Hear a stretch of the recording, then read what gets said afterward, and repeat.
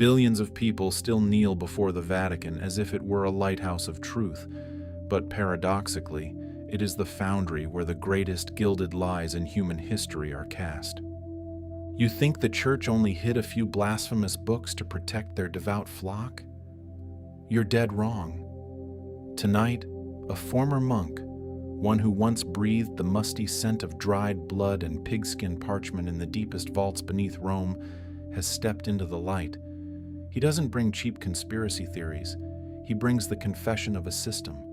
What actually happens behind those crimson velvet curtains that reek of power? There, they don't need to burn books. They chain them up.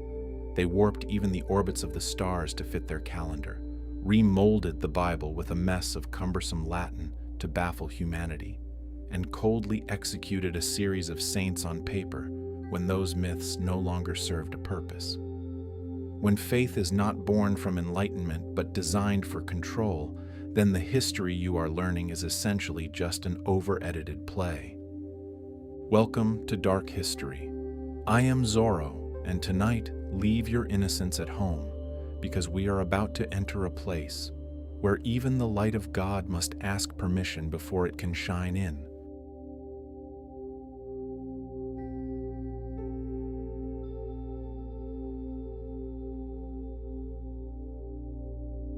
Welcome back, you curious souls, to Dark History. I am Zorro. Pull your chairs a little closer, because tonight we are opening a door that was never meant to be unlocked. What do you think the Vatican is? A magnificent sanctuary of salvation? A giant museum housing Michelangelo's masterpieces? Oh no, my skeptical friends. Tonight, we aren't talking about frescoes or prayers echoing across St. Peter's Square. We are going to talk about hidden bunkers, secret manuscripts, and a timeline that has been scraped and rewritten by the very people sworn to protect the truth. Recently, a former priest stepped into the light. He didn't bring cheap online conspiracy theories for entertainment. He brought a testimony. What this man revealed is enough to crack the foundation of everything we've been fed since we were children. For years, he served deep within the heart of the Vatican. He saw with his own eyes archives whose very existence is a death sentence for anyone who dares to speak of them. He turned pages destined to rot in eternal darkness. This isn't merely a story about forbidden texts or a few dusty ancient rituals. No. We are talking about the control of time, the control of knowledge, and the control of human memory itself. Entire centuries were quietly reshaped, even as the whole world piously turned toward Rome seeking a hollow salvation. Now, for the first time, an insider has chosen to walk away and tell it all. Not through whispers in a confessional, but by laying it all bare. Like this video and subscribe to the channel, because once you hear what he knows, I'm afraid there's no turning back. People still whisper that the church never forgets, that once you put on the priest's collar, it brands your soul forever. But do you know what they never tell you? It's the feeling of when that holy collar begins to choke your throat. Our man was once a part of that great system. He once folded his hands in prayer using ancient Latin. He once walked through cold stone corridors where the sound of footsteps echoed into the darkness like stray heartbeats. He believed with all his heart. But you know, the truth always has a dark sense of humor. It always knows how to find the smallest cracks. And once the truth bleeds through those cracks, it clings to you like a terminal illness. He left the church, but listen closely. He never lost his faith in God. He left because he could no longer stand to witness what was being hidden in his name. And there are rooms in the heart of the Vatican where 99% of priests will never be allowed to set foot. Labyrinths of corridors lying deep beneath other corridors. Rusty bronze keys entrusted only to a powerful minority. Our narrator was once one of those chosen few. At first, he thought it was a privilege, a sweet reward for absolute loyalty. But the deeper he stepped into the earth, the more the light of faith faded, until all that remained were questions as sharp as razors that no one was willing to answer. He remembers one night very clearly. A massive storm growled and descended, swallowing Rome. The power flickered like the breath of a dying man. He was summoned urgently to assist in an area of the archives that most people don't even believe exists. Imagine it. No cameras, no phones, only a dense silence, the dust of time floating in the air, and a sickening, musky smell, the smell of dried blood on old parchment. There he saw scrolls more ancient than any history book humanity has ever compiled. Texts written in dead languages he couldn't read, but somehow, in a diabolical way, his mind felt a resonance. Those yellowed pages were telling a completely different story, about the origin of all things, about the nature of time, and about the very entity called human. That night, something inside the priest died, and something else woke up. It felt like accidentally looking into a mirror and realizing with horror that a stranger with a sinister smile was staring back. In that moment, he realized the version of history he stood at the pulpit to preach every day was not the whole truth. Well, it wasn't even half the truth.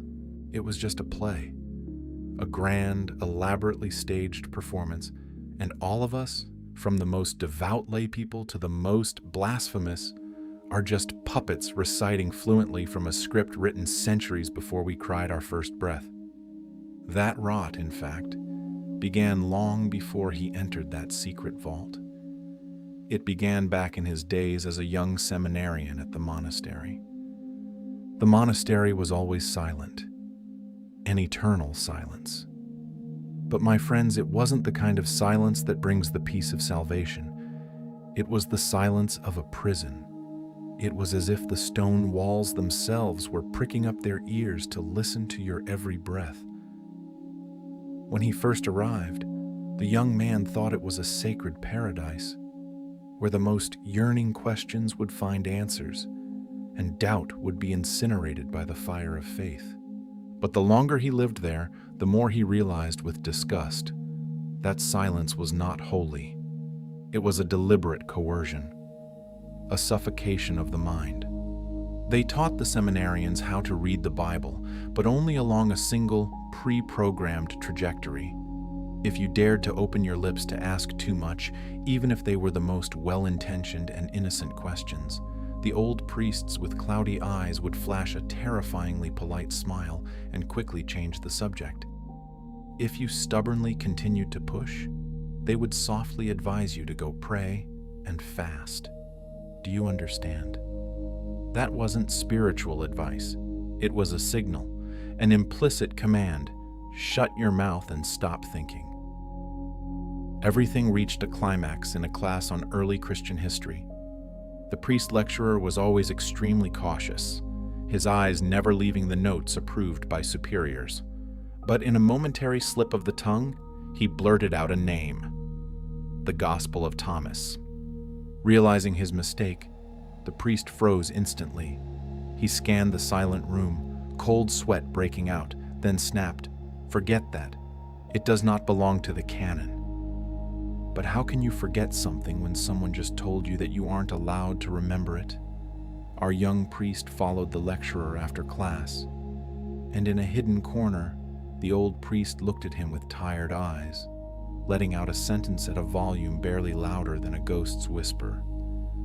Some books were excluded for good reason. Then he turned and walked away, merging into the shadows of the corridor. That night, the young seminarian sneaked into the monastery's small library. Under the dim, yellow light, most valuable books were locked behind reinforced glass. The ones they were allowed to touch were all boringly identical.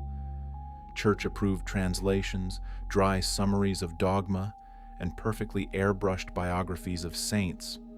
There was no room for original manuscripts, no ground for critical ideas, no space whatsoever for freedom of interpretation.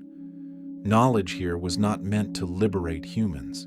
It was composed of carefully selected bricks, repeatedly hammered into the students' heads until they were transformed into undeniable, self-evident truths.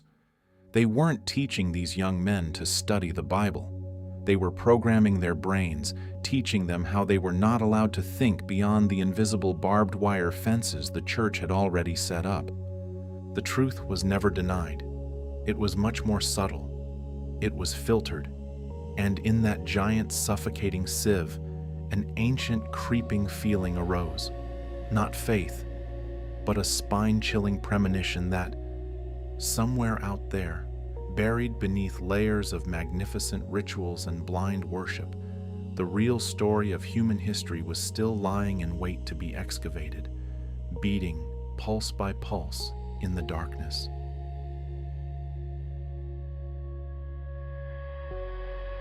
Imagine you've been living in a large house for many years. You know every corner, every creak of the wooden floor. And then one day, you accidentally push a wall, and it opens into a corridor that the design blueprints swore didn't exist. That room in the Vatican was never marked on any map. No shiny bronze plaque to guide the way, not a single mention in the massive catalog system. But, oh my friends, everyone there knew it existed. They just chose to keep their mouths shut, like a ghost room carved deep into the stone blocks centuries ago, hiding haughtily right under the noses of the blind. Our priest found it, ironically, not through some Da Vinci code, but by pure accident. That day, he was assigned the most boring task on earth, assisting with cataloging deep in the basement of the Vatican library. Dust, ancient scrolls, the clattering of the book cart. But the deeper he went into the edges of the building, the more the air changed. It was bone-chillingly cold, heavy on the shoulders, as if the flow of time itself had been frozen once you stepped out of the reach of sunlight. Then he saw it, a side passage tucked between giant rows of shelves. It looked crude and mundane, a smooth stone archway with a time-faded wooden door at the end. But one detail caught his eye. The light above the door was on, a devious invitation. He should have turned back. He should have pretended to be blind. But human curiosity is a dangerous drug, and it dragged him forward. The wooden door was slightly ajar. He touched it lightly. There was no terrifying creak of hinges like in a horror movie. It slid open smoothly, suspiciously silent. Inside was a narrow staircase, steepening down into the earth, illuminated by light bulbs flickering like a dying gasp. No Swiss guards, no security cameras. Only a silence that seemed to swallow every sound. At the bottom was a thick door made of wrought iron and oak. There was no handle, but it wasn't locked. He pushed hard. Welcome to the void. This place bore no resemblance to the majestic Vatican library the world praises. No neat bookshelves or rows of gold-stamped catalogs directing one to the words of God or the saints. This room was pure chaos, scrolls tossed about in piles, decaying books that didn't bother to have titles, manuscripts written in twisted languages that the human eye could not recognize. Some were even left wide open on wooden tables, as if someone had just frantically read them and rushed away. And the smell. God, it wasn't just the smell of dust, it was the smell of time itself, the smell of secrets imprisoned until death. A stray piece of parchment on the table grabbed the priest's gaze. It was crowded with bizarre symbols, twisting geometric patterns, star charts that didn't belong to the sky we once knew, frantic scribbles in Latin, Greek, and some language, more ancient, more wild. Those dry ink strokes weren't just telling a story. They were screaming a warning. The priest felt a chill run down his spine. Whatever heresy this was, it was absolutely not meant for a curious passerby to read. Then, without a sound, the darkness behind him coalesced into a human shape. An old priest appeared, silent as a ghost. He didn't scream in anger. He didn't show the slightest surprise at the intruder. That aged ghost only looked at the young priest with a hollow gaze and uttered exactly one sentence. "You are not permitted to see this." No threats, no explanations. Only a hand reached out to take the manuscript and a chin jerked toward the door. From the moment the iron door slammed shut behind him, the priest understood a chilling truth. The Vatican doesn't just guard history. They are editing it. They prune, mold, and bury it so deep that even those who guard these walls day and night no longer remember what they are protecting or from whom. Do you know what can bring down a castle? Not a cannon, but a tiny crack. For our priest, that crack came from a footnote. Just a tiny line of text tucked under the bottom of a page in a massive theological commentary stamped by the church. It mentioned a biblical verse. The strange thing, that verse didn't exist in the version of the Bible they were holding. That small discovery was like a hook sinking into his mind. He began to frantically cross-reference the Latin Vulgate, the Greek Septuagint, the scattered early Coptic and Syriac fragments. And then, a sickening picture began to take shape from the darkness. The brainwashing wasn't in the burning, it was in the fine-tuning. Subtle nuances and stories were bent. Specific names evaporated from the pages as if they never existed. Entire long passages were castrated or rewritten to fit. Happy endings were molded onto unfinished stories, like someone trying to fit a sphere into a square box by shaving off its edges. And then he laid his hands on the real contraband, the Gospel of Thomas. Not through official channels. It was a bootleg scan from a decaying manuscript in Egypt. When he read it, his entire worldview was overturned. This gospel didn't tell the story of a savior walking on water or rising from the dead. No cheap miracles, no bloody resurrection. Only teachings. Sharp, deep, and challenging. It portrayed a completely different Jesus. A master of consciousness who looks you in the eye and tells you, "Do not kneel to me. Look inside yourselves." Shocked, he took this secret to a high-ranking priest he had always trusted, hoping for enlightenment. Guess what that venerable father did? He didn't even bother to touch it. He glanced at the cover as if it were covered in plague germs and stated flatly, "That is heresy." But the reason was what made him nauseous.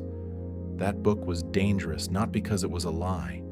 It was dangerous because it was not for the public eye.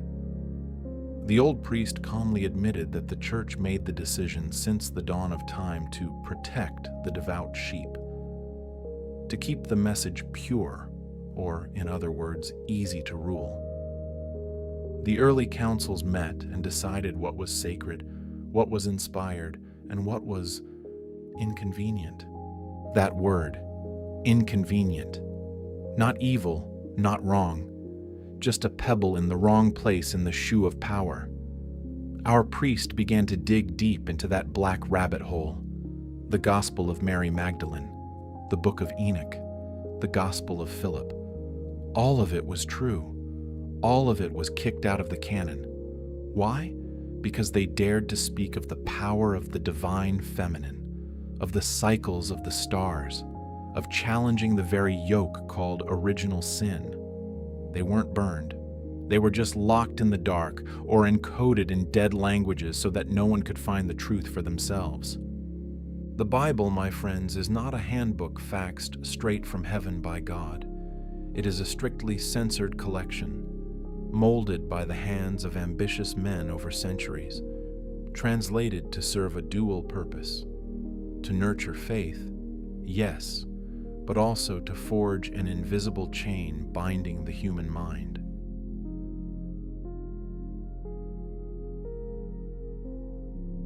It was supposed to be just a dull Tuesday afternoon filled with yawning, A lecture as dry as dust on the Catholic calendar and feast days. You know, the kind of knowledge they cram into your head to make sure you know when to wear which colored robe. That day, they were being taught how to calculate the date of Easter. The formula sounded very scientific and cosmic. The first Sunday after the first full moon following the vernal equinox. Perfect. Poetic. Until a student, who perhaps hadn't learned the lesson of silence, raised his hand and dropped a bomb in the middle of the room. Father, what if the stars in the sky no longer align with those dates? The air in the room was suddenly sucked out. Dead silence. The priest standing at the pulpit flashed a frozen smile, but he didn't answer immediately. He shifted in his seat, his Adam's apple bobbing, then mumbled something about tradition, about the authority of the church. Well, red alerts flashing everywhere, my friends. Think about it. If the church always boasts that their rituals follow the rhythm of the heavens, then why do they turn a blind eye to what the sky is actually showing? That night, our priest didn't sleep. He locked himself in the library, pulled out a dust-covered astronomical almanac, and began comparing the numbers. The more he turned the pages, the more a ridiculous truth hit him in the face. The universe doesn't stand still. The vernal equinox has drifted slowly and silently over millennia. Astronomical events that once occurred in the constellation of Aries in ancient times have now drifted into Pisces. The sky has changed, yet the church sits there, insisting on printing calendars and claiming everything is as straight as the buttons on the Pope's cassock. Not at all. The deviation isn't even at an excusable level. He began to dig deeper into what is called time. The Gregorian calendar we hang on our walls today, a product molded in 1582. Before that was the Julian calendar. But go back even further. Ancient civilizations who lived thousands of years before the church mapped the stars with giant stones and shadows with a precision that makes modern science shudder. When the sky shifted, they adjusted. They followed the universe, but the church did not. You think they observe time? No, they hijack it. They seize the holidays. They copyright the moments. Sacred Christmas? It's bitter to admit it doesn't fall anywhere near the actual birth date of a carpenter named Jesus. It was chosen with calculation to crush and replace ancient pagan festivals celebrating the winter solstice. Easter? A perfect rebranding of spring fertility rites, worshiping the goddess of dawn that existed before the concept of the cross. Gradually, the church detached cosmic reality from rituals, imprisoning time in their own matrix system. And do you know what the worst part is? They never admit to borrowing. They teach it as an absolute truth, as if God himself had drawn the calendar with his perfect ruler. That night, standing under the clear sky of Rome, the priest looked up at the stars twinkling like silent witnesses. They didn't care which saint's day it was today. In the infinite void between the sky and human arrogance, he realized a grim truth. The stars are always right. We are the ones who are lost. And if the church can bend even time, reshape the very rhythm of the universe to fit their script, then what stops them from scraping history and distorting your own memory? The answer lay in another corridor, located so deep that perhaps God had forgotten the entrance. No tourists, no camera flashes, only rows of gray steel filing cabinets stretching endlessly. One afternoon, he was helping an elderly archivist organize papers. The archivist shuffled out to take a phone call. He instructed the young priest to stay put. But hey, when you tell someone thirsty for truth to stay put, it's nothing but an invitation to snoop. He wandered through a few rows of cabinets, and there it was, an unlocked drawer. It slid out smoothly, revealing yellowed folders labeled with old Vatican-style typed fonts, the names of saints: Saint Manulfus, Saint Labrada, Saint Sicarius of Bronto. Have you ever heard of them? I bet not. Neither had the priest. He flipped through the faded pages. No birth dates, no hometowns. Only hollow descriptions of fantastic miracles, soaring visions, and bloody martyrdoms that sounded more like a B-grade fantasy movie script than history. And then his finger froze at a cardboard folder. On it was a bright red stamp. No longer recognized. That phrase struck a blow straight to his chest. It was icy. It was ruthless. Like someone had quietly ended these lives, not with swords or pyres, but with an eraser. When the archivist returned, the young priest tried to ask casually about one of those names. The old librarian stopped, looked at him with the eyes of someone who had witnessed too many lies, and said in a raspy voice, "Not all saints remain saints forever, young man. Sometimes stories break. Sometimes evidence is lost or never existed." Never existed. My God. Obsessed, the priest began to frantically look up thousands of names in the official canon. The result? Dead end after dead end. There were majestic churches built to worship ghosts, exquisitely carved statues depicting people who left not a single biological trace on this earth. Ridiculous miracles attributed to names that only suddenly appeared in texts centuries after they were supposed to have died. At first, you might excuse it by saying, "Oh well, the ancients kept poor records." But no. He found top-secret internal memos from the 1960s, a large-scale purge codenamed Reform of Roman Martyrology. Dozens of saints were silently strangled, removed, or demoted without mercy. The labels attached to them: pious legend and fictional character. The church never held a press conference to announce this. They simply pulled the plug. Do you see the naked truth? Canonization is not a certificate of holiness. It is a tool of psychological control. They mold saints to teach you how to live obediently, to sow fear, to bend the behavior of the masses. And when that card loses its value or becomes inconvenient, they cross it out. But think of the implications behind this dirty truth. What about the people who knelt and cried in prayer to those fake saints for generations? What about the villages that scrimped every penny to build around their supposed relics? The children named after them to hope for protection? What happens to your faith when you discover your spiritual guardian is just a product of the imagination of some drunk historian in the 14th century? The church doesn't need to gather books to set them on fire like crude dictators. They are more powerful than that. They only need to close the file, toss it into a dark drawer, and coldly move on. How much of our history, how many pillars of this civilization are actually just shadows cast on parchment? That day, amidst the musty smell of liquidated files, the priest realized the saints were never holy. They had been edited, and lurking at the margins of those ruthless edits is another history, darker, waiting to swallow us all.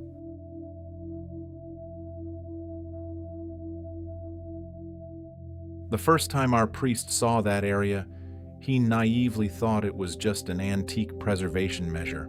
You know, old cracked leather covers, heavy rusted iron hooks, and coarse chains as thick as a man's wrist bolted straight into cold stone tables.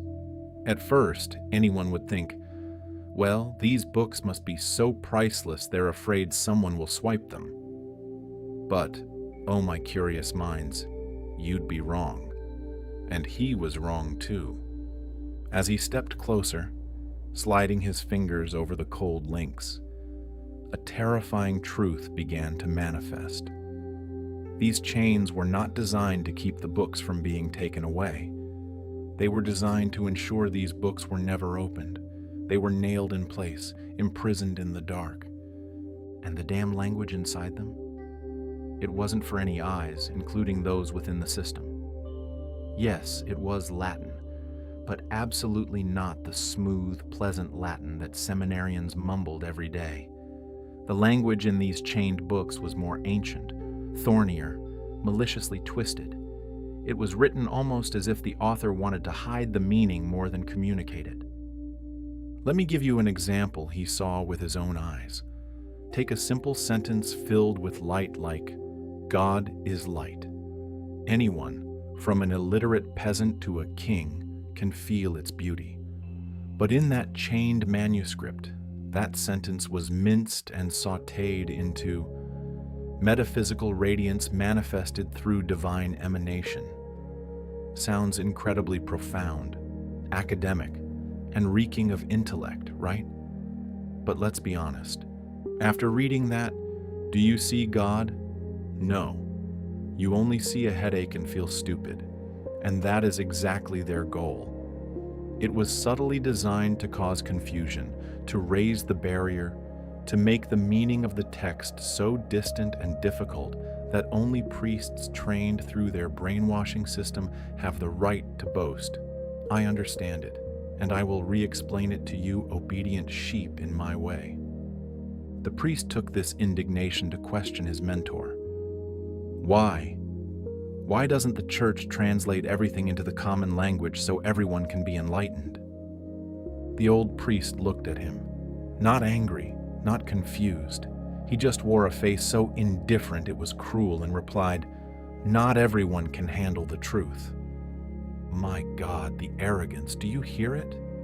He said it as if blinding billions of believers and hiding knowledge was an act of mercy, a holy favor, as if the truth were radioactive and the church was the only protective suit humanity had the right to wear.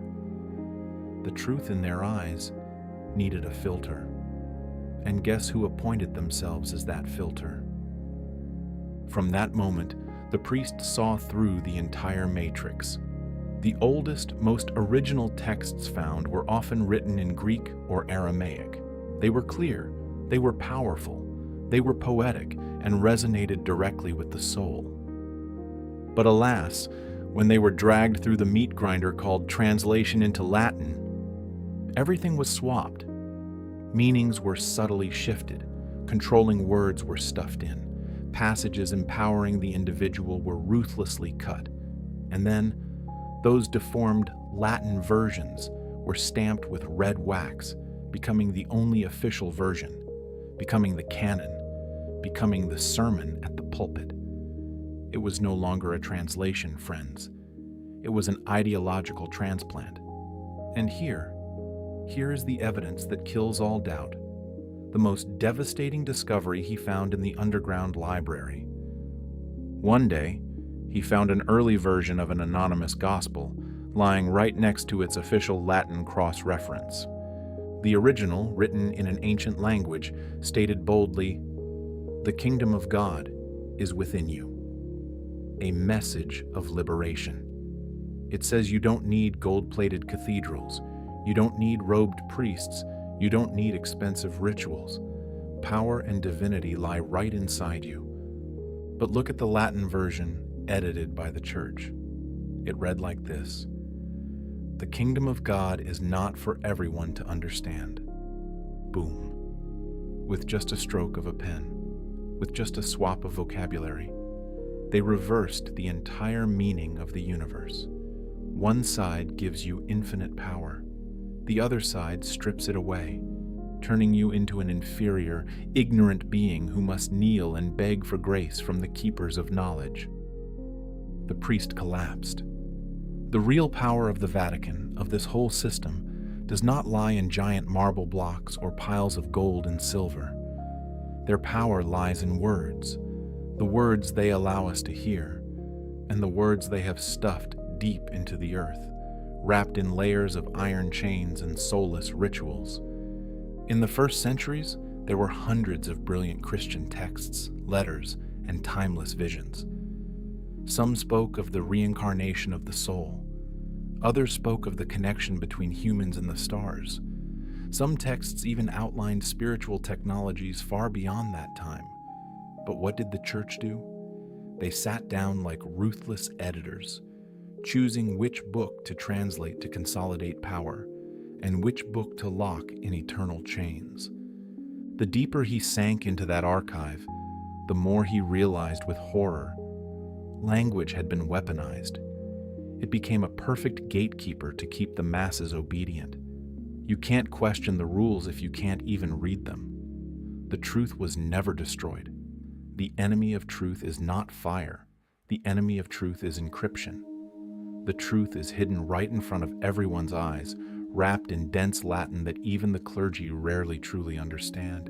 And those chains hanging on those books? Please remember this well. They are not just metal. They are the embodiment of silence. They are ultimate fear. They are absolute obedience ridiculously disguised as reverence. The former priest left his collar on the altar that night, walked out of the night, and never returned. Because before leaving, he had seen the big picture. A picture so dark it makes the blood in one's veins freeze.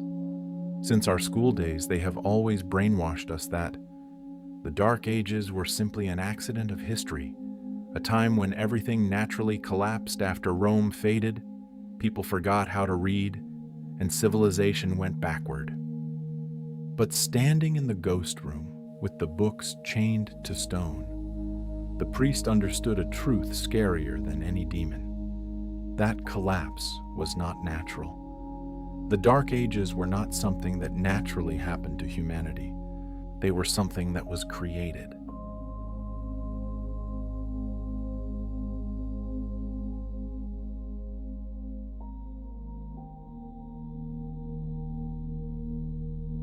Makes sense, right? An entire continent suddenly woke up and decided, well, today, let's live in ignorance. But, my friend, what if that story is a complete hoax? What if the darkness that covered Europe was not an accidental mishap of history? What if it was a darkness staged with purpose? That terrifying idea popped into my head late one night. At the time, I was wandering through crumbling pages, reading the transcript of an old sermon buried deep in the Vatican archives. It wasn't even labeled top secret. No, it was worse. It was labeled forgotten. That professor, in a timid but determined tone, argued that the early Middle Ages were not primitive and wild as textbooks cram into our heads. He said people didn't naturally lose knowledge. Nonsense. They were prevented from accessing it. At first, I sneered. Another cheap conspiracy theory, I told myself. But as I began to flip through the files, my smile vanished. I saw gaps, not small cracks, but massive, blatant abysses between timelines. For nearly 300 years, we have almost no original texts, no confirmed inventions, no clear history. It was as if 3 centuries of time had just been rubbed out by someone using a giant, ruthless eraser until they faded. That was when I stumbled upon a hypothesis that mainstream academia always wants to stuff under the bed: the phantom time hypothesis. This hypothesis whispers something crazy. Entire centuries may have been pumped into or flat out cut from history. That kings and the most powerful popes sat together in dark rooms, clinked glasses, and decided to rewrite the timeline. For what? To hide the truth, or simply to drape themselves in more brilliant robes of power? It sounds like a B-movie script, until you realize how much of the calendar hanging on your wall was established by the popes themselves. How many dates were shuffled without a shred of evidence? How many sacred documents we worship are actually copies of a copy of another copy that has been scraped and edited? But hey, let's not discuss whether time was faked or not yet. There is a naked and ruthless truth, glaringly obvious right before our eyes. The Church held the power of life and death over what was allowed to exist. Books that dared to challenge dogma, to the pyre, scientists who dared to look at the stars and ask too many questions, silenced in ways I bet you don't want to hear the details of. Entire brilliant libraries of humanity were systematically erased under the beautiful term purification. And the rare places that still held some ancient knowledge, they were turned into monasteries where no one could enter or leave, where scrolls were strictly guarded and only monks were allowed to lay eyes on them. Suddenly, knowledge was no longer the common property of humanity. It became an elite privilege. And ignorance? From that moment on, ignorance was draped in a black robe and dubbed holiness. Ordinary people were not allowed to own a Bible, let alone study astronomy or pry into where the ideas shaping this world originated.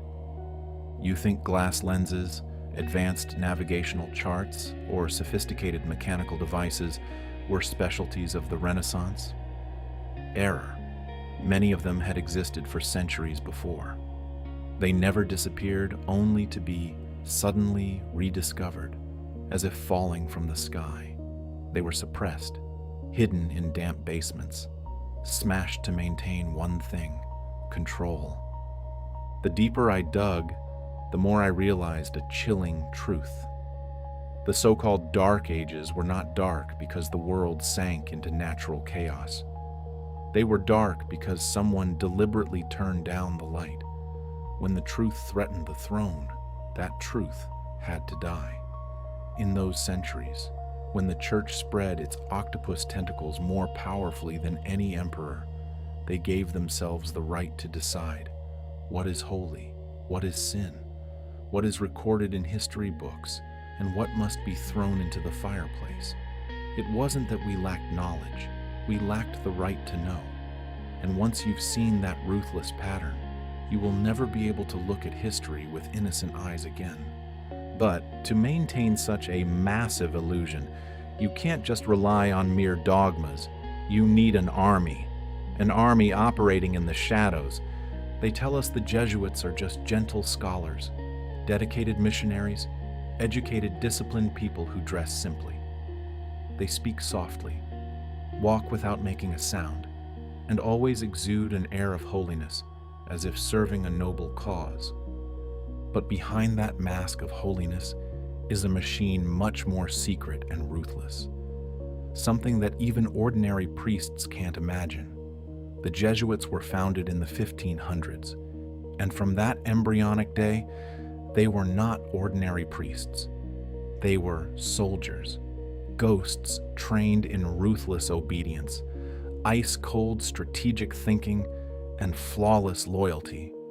We've all heard of their three basic vows: poverty, chastity, and obedience. Pretty standard for a religious person, right? But if you prick up your ears to the whispers among senior clergy, you will hear of the fourth vow. A vow that never appears in any printed catechism. A vow only uttered by a few behind closed oak doors where sunlight cannot reach. The fourth vow: absolute and direct obedience to the Pope, not just in hollow prayers, but in political missions, in underground wars, and in the silence of corpses. Those who took this vow sold their souls to one command: go anywhere the Pope points, do whatever he asks. Not a single question, not a single blink of hesitation. And believe me, the things they had to do were rarely clean enough to be recorded in history books. I once sat across from a veteran Jesuit, a man who had drifted through dozens of countries under dozens of different names. He tried to cram into my head that his work was merely spiritual. But when I cast a skeptical gaze and cornered him, he smirked, a bizarre, bone-chilling smile. He whispered, "Spiritual warfare takes many forms, my friend." Then he turned away, his eyes carrying the regret of someone who knew he had just accidentally let too much light into the darkness. The Jesuit system doesn't stop at the Pope. Real power flows through the hands of the Superior General, who in the Vatican underground is called the Black Pope, not because of his skin color, but because of the color of his robe, his title, and the way he controls the world from the shadows. While the White Pope stands on the sun-drenched balcony, spreading his arms to bless the cheering crowd of sheep, the Black Pope sits in the shade, pulling the puppet strings. Very few people know his name. Even fewer understand the terrifying power network he holds. He commands thousands of Jesuits, controls schools, missions, and an intelligence network far exceeding any contemporary empire. They teach, yes, but they also collect information. They worm their way into political corridors. They sit silently like ghosts in rooms where laws are drafted and bloody wars are planned. Once you have taken the fourth vow, you are no longer you. You are a piece of the invisible control system. You don't utter a word about what you do. You move through the world's systems without leaving a single footprint. And if you dare to betray, well, you will simply evaporate from this world. The church hides many things, but the Jesuits are not just the gatekeepers of those secrets. They are the enforcers. The fourth vow is the cold lock that keeps everything obediently in its place.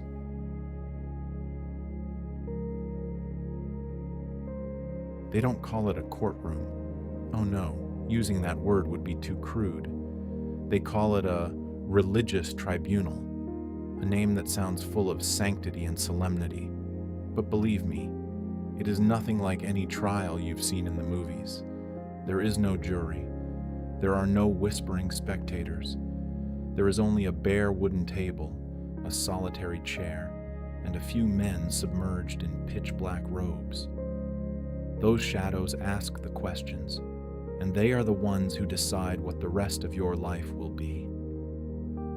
I was there once, only once, as a silent observer, huddled in the darkness to witness an ancient and cruel ritual.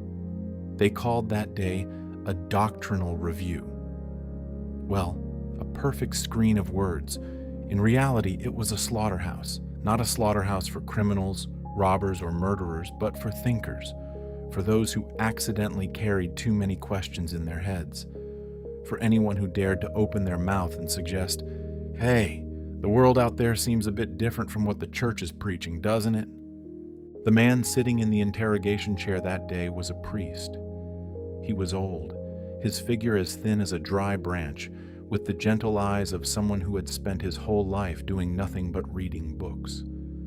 What was his heinous crime? Murder? Embezzlement? No. He had written an article, not even published yet, suggesting that the book of Genesis might just be a metaphor, that the creation of the world might have taken place in long waves spanning millions of years, rather than a snap of the fingers in 6 days. That, oh Lord, science and faith do not necessarily have to stab each other with knives. He had only shared that idea with a few fellow scholars during an afternoon tea, and one of them went through the back door and handed him over to the wolves. The questions from those black shadows flew out sharp, precise as surgical scalpels, sophisticatedly designed just to set a trap. Do you believe the Bible is the black and white truth down to every letter? Are you defaming the divine creation of God? Do you obediently submit to the church's authority on the origin of life, or do you think you are smarter than the Creator? The old priest answered carefully, his voice trembling but full of respect. But, dear friend, did that matter? Absolutely not. The men in black in that room had finished writing the verdict before he even walked in. He was found guilty of doctrinal deviation. Sounds much gentler than the word heresy, right? They don't use the word heresy anymore. It brings to mind images of pyres smelling of burnt flesh. Too bad for their reputation in modern times. But the punishment, oh my, still feels just as devastating. He was gagged, forbidden from teaching. His lifetime of records was confiscated and thrown into a dark corner. His reputation was erased smoothly, like a stain on a rug. No fire was lit, no clanking of chains, only a chillingly silent removal. After that day, no one ever heard his name again. That event drove me to poke around old heresy files, locked tight in a cabinet labeled in faded Latin. And oh my God, a collection of the greatest minds of humanity lies gathering dust here. Giordano Bruno was burned alive in the middle of a square for daring to dream that the stars up there were other suns. Galileo Galilei was under house arrest until death for daring to say the earth rotates. And countless other nameless people, mathematicians, herbal healers, visionaries ahead of their time, all crushed for the crime of speaking too early or seeing the world too clearly. You see, the church didn't just oppose science. That word is too light. They feared it. Science doesn't threaten God. Science threatens their monopoly over God. Each new discovery about the universe pulls the center of power a little further away from Rome. Every new equation is a slap to the insane idea that only the Vatican holds the keys to truth. The files I read were full of bloody confessions, squeezed out under sophisticated torture. Cold, efficient, decisive. What makes my skin crawl is not the past. It's that the machine is still operating smoothly to this day. Not every prison needs steel bars. Some prisons are built with invisible rules, with ultimate fear, and with a smooth promise. If you ask the wrong question, you will never be allowed to open your mouth again. But controlling the living is still not enough. Sometimes, to keep power from breaking, you have to control even those who never existed. It all started with a list. I was slumped over a pile of old records, doing the tedious job of classifying birth dates, death dates, and the decrees of various popes. Just soulless names passing by on parchment. But, with the eye of a skeptic, I began to see strange wrinkles in the fabric of history. A name appears majestically in this chronicle, but is completely invisible in another. Some popes have no childhood, no hometown, no parents. They are just a name and a title, appearing from the void and then evaporating like a ghost. Just clerical errors, I used to think. Hand-copying tens of thousands of pages of documents over centuries makes mistakes inevitable. But the closer I looked with a magnifying glass, the more everything began to stink. How can a person die on 3 different days in 3 different documents? How can a pope be recorded as having performed miracles to save thousands of lives, but absolutely leave behind no letter, no coin with his image, or a single piece of rubble proving he ever breathed the air on this earth? And yet, my God, the Vatican still proudly fills his name into the list of reigning popes for over a century. The most ridiculous case I've ever seen: a pope recorded as reigning for exactly 10 days. Then, boom, secret burial. No cause of death, no details of the reign, only a curt note in a single text, and a deafening silence in all other documents. No tomb, no portrait, nothing. But his name still sits prominently in the official list, as if repeating a lie will turn it into the truth. When I questioned a veteran colleague about this, he rolled his eyes, looked around, and pulled me into a dark corner. Don't pry, Zorro. Sometimes they have to insert a few names to make the timeline look seamless, to fill the gaps when the throne was left vacant for too long, to smooth over a bloody transfer of power. Do you hear that clearly? That isn't history. Those are fictionalized lives to prop up an empire. The underground academia calls them phantom popes or paper popes, those who only have flesh and blood made of black ink. Not only that, there is the legend of Pope Joan, the only female pope in history. The Vatican, of course, denies it vehemently, calling it a nonsense fairy tale. But her name is still whispered from shabby taverns to the royal corridors across Europe. Some say she disguised herself as a man to climb to the pinnacle of power. Others say it was just a story invented to scare the populace. But whether Joan was real or not, the existence of that name only proves one thing. The list of those representing God on earth is full of holes. This religion is built on a golden, unbroken chain of power stretching from the time of St. Peter to the present. But when you take a magnifying glass to it, you will see links made of cheap plastic, or invisible links. Popes are also human, elected by scheming humans. No angels dropped ballots from the clouds. Sometimes a name is manufactured just to serve a political purpose, or more ridiculously, just to hide a year of history that was lost somewhere.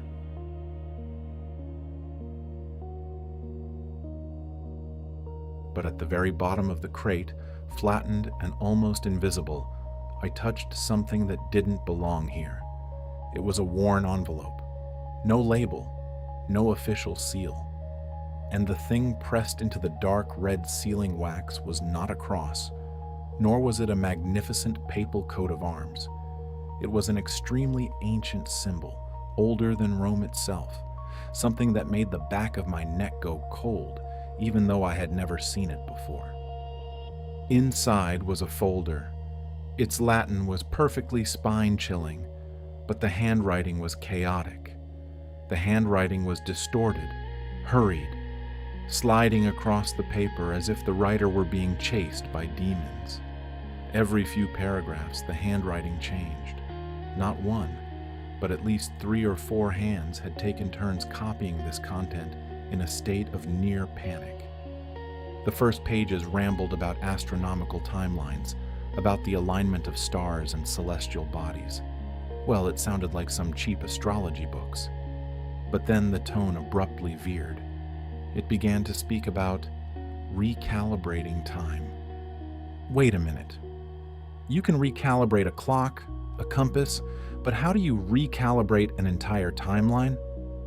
The document clearly listed how dates were shifted. Great events were reassigned to other years. Centuries were blurred like water-stained ink. It nonchalantly mentioned the names of popes and emperors being lifted out of their era and tossed into another, exactly like the way people move wooden pieces on a puzzle board. Behind closed doors, human history was being remolded. Some bloody events were cloned, assigned different names, occurring in different kingdoms. Some long dead periods were filled with events that were completely fabricated. They called this heinous act of lying by a beautiful name, the necessary adjustment for the faithful to maintain the stability of the church. My hands began to tremble. Holding that paper, I felt like I was holding a time bomb. It explained in detail how documents had to be pruned before being thrown out for the public to tear apart, while the originals had to be permanently sealed in underground vaults without light. But the worst part, the thing that made my heart skip a beat, was on the last page. A paragraph hammered down in ink as red as blood. It warned, if this truth is exposed to the light, it will not just collapse the church. It will tear apart the entire structure of Western civilization. The notion of progress, the legitimacy of every royal dynasty, even the prestige of science, all would collapse like a house of cards. And then, the author of those red words added a fatal irony. Most of the fools out there will never believe it anyway. This illusion is too grand, woven too deep into the roots of culture, into schools, and into their very memories. They would rather believe a familiar lie than a devastating truth. At that moment, what could I do? I could turn a blind eye, shove it back into the envelope, and throw it back into the realm of oblivion. But something inside me had just shattered. I thought of the millions of children hunched over studying history from textbooks that had been thoroughly scrubbed. I thought of the believers building their entire faith and lives based on a timeline staged like an amateur play. Ghost popes, chained knowledge. That was the last straw. I threw the folder onto the table. I left the archives that day, walked through the solemn marble pillars, and never returned. I didn't bother to pack my things. I didn't drop a word of farewell. I just walked away. Because, my friend, once you have accidentally seen the technical blueprint behind a magnificent illusion, you can never deceive yourself that magic is real again. That is exactly what they fear most. They don't fear a terrible truth. They fear a world full of people who start opening their mouths to ask, why? But let's go deeper into this play. History, in theory, is supposed to be a linear sequence of events. One year follows another, like steady footprints imprinted in the snow of time. But what if a few of those footprints were made by someone using a fake mold? What if entire centuries were blatantly inserted with purpose? People call it the phantom time hypothesis. This hypothesis throws a bucket of cold water in the face of the historical community by declaring nearly 300 years of our history never happened. Specifically, the black hole from 614 to 911 AD. That period includes a series of wars, kings, and even the rise of the Holy Roman Empire. All of it is just a massive fictional product to make a lie look exactly like an obvious truth. And the center of this great scam revolves around two names, Emperor Otto III and Pope Sylvester II. Otto was a powerful emperor in medieval Europe. His ambition was ridiculously large. He was very smart, but morbidly obsessed with the glorious past of the ancient Roman Empire. Otto was not content just being a petty king of a cold land. He wanted to be hailed as Roman Emperor. But there was a snag. He was born in the wrong time. His era didn't match that great title. So instead of accepting fate, Otto, together with Pope Sylvester, joined hands to devise the craziest magic trick in history, shifting the entire timeline. Pump a few hundred more years into history. Push the calendar running frantically forward to make it look like Otto was rightfully ascending the throne in exactly the year 1000. You see, the year 1000 is not just a number, it is a symbol. It is sacred. Reigning in the year 1000 made Otto's dynasty feel like a destiny arranged by God, full of power and completely legitimate. This isn't merely a story about a tyrant's megalomaniacal ego. This is a problem of legitimacy. If Otto could link himself to the glory of Rome and claim he held the divine moment, he would become a living legend. And Pope Sylvester? Oh, he wasn't a fat pope, daily mumbling ordinary prayers. Before donning the sacred white robe, he was a scientist, an outstanding mathematician. Even if you care to listen to the rumors whispered in dark corners, people called him a dark wizard. He was a master of astronomy, calendars, and complex numbers. He knew perfectly well how to manipulate the entire time system without the crowd out there knowing a thing. In that dark age, did the commoners know how to read? Where would they find a calendar to see what day, month, or year it was? Their time was distributed by the church through ringing bells and holy feast days. So, when the rulers stood on the balcony and announced, "Children, today is the year 1000," the crowd below only knew how to bow down and believe it wholeheartedly. History automatically bent and adjusted around that lie. But truth will out, and the evidence of this giant forgery still lies there, laughing at us.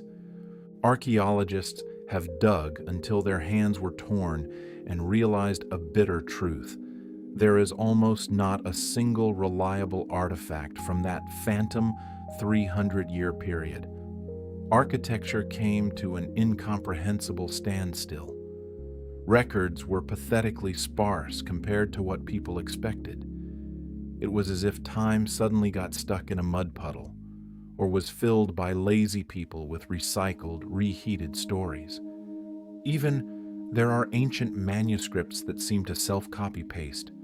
The same bloody battle, the same identical tactics, but only replaced with different names.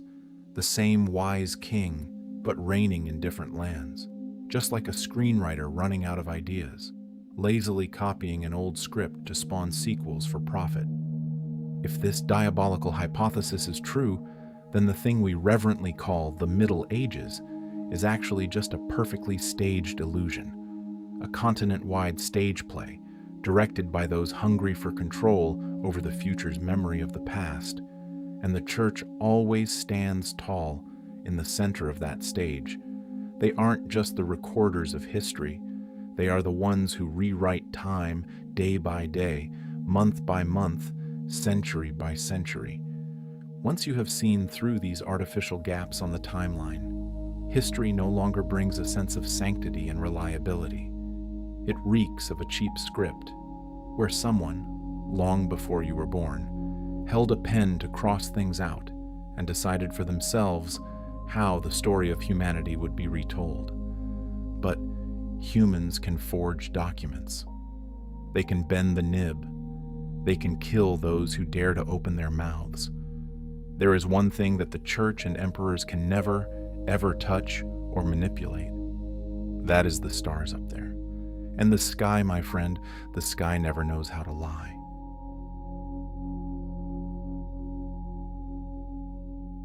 And that is the Vatican's fatal flaw. When the church began swinging the pen to rewrite history, the stars became a silent enemy, hovering right over their heads. Because, my friend, no matter how much you prune, scrape, or burn parchment scrolls, you cannot reach your hand into the sky to rearrange the stars. The sky keeps perfect records. The first time I heard the chilling term chronoastronomy was from a musty corner of the library. It was in a thick, dust-covered notebook left by an anonymous scholar. The technique is very simple but carries devastating damage. Use the movement of the stars to cross-check historical dates. You see, solar eclipses, lunar eclipses, or the appearance of comets. They follow cold and completely predictable laws of physics. With mathematics, we can rewind this invisible time machine to see exactly where they were thousands of years ago. If a majestic ancient text boasts that there was a blood moon eclipse appearing exactly on the night the great king was crowned, we can completely pull out mathematics to verify it. And if the sky answers, no, that night the sky was crystal clear, well, then someone is lying. The problem is, a series of the church's sacred dates do not match the sky. Some historians have caught the scent of this falsehood. At first, they only dared to whisper, then gradually they screamed it out. They used astronomy to point out that major events had been moved and placed in the wrong century, that some popes and emperors thought to be separated by 10 generations might actually have sat at dinner at the same time. This is not a matter of recording a number incorrectly. These are deep cracks, threatening to collapse the entire foundation of human chronology. But guess what happens to those who dare use the stars to unmask God? I remember clearly a brilliant astronomer from Eastern Europe. He had painstakingly built a computer model simulating the sky back 2,000 years. When he matched it with medieval texts, he found dozens of ridiculous contradictions. He excitedly organized a presentation in a small lecture hall. And then, a few weeks later, he evaporated from the academic world. No one knows what happened. His life's work was pulled from all archives. His name was gradually blurred in records as if he never existed. Another victim was a foolish priest who went to study ancient star charts dug up from Egyptian temples. He believed the Egyptian sky told a completely different story. The events we call the Middle Ages actually happened much earlier, or worse, never happened. He brought this earth-shattering discovery to present before the Vatican's historical council. The result? They called it blasphemy and stripped him of all his credentials immediately. The Church always recites the chorus, "Faith and science can walk hand in hand to coexist." True, but only on one condition. Science is absolutely not allowed to question the timeline fabricated by faith. The moment the stars started exposing their script, a shroud of deathly silence fell. They couldn't make the stars stop shining. So, they did the only thing they could: gag those who dared to listen to them. But if you think manipulating time was already crazy, let me lead you to see how they manipulate space. Deep in the heart of the Vatican, There is a room smelling of old leather, dust, and the smell of rotting secrets. It is not on any official map, a bitter irony, because that room is full of maps, hundreds, perhaps thousands of them, rolled up, locked in drawers, or pressed under thick layers of glass. I was only allowed in there exactly once, under the hawk eyes of a supervisor. He forbade me from taking notes, from touching artifacts, and above all, forbade asking questions. Just a glance, and my brain revolted. These maps drew an earth I did not recognize at all. Bizarre coastlines that no longer exist. Giant islands sitting proudly in the middle of the ocean, where today our maps only display an empty body of water. Mountain ranges rising where there should be plains. Even more shocking.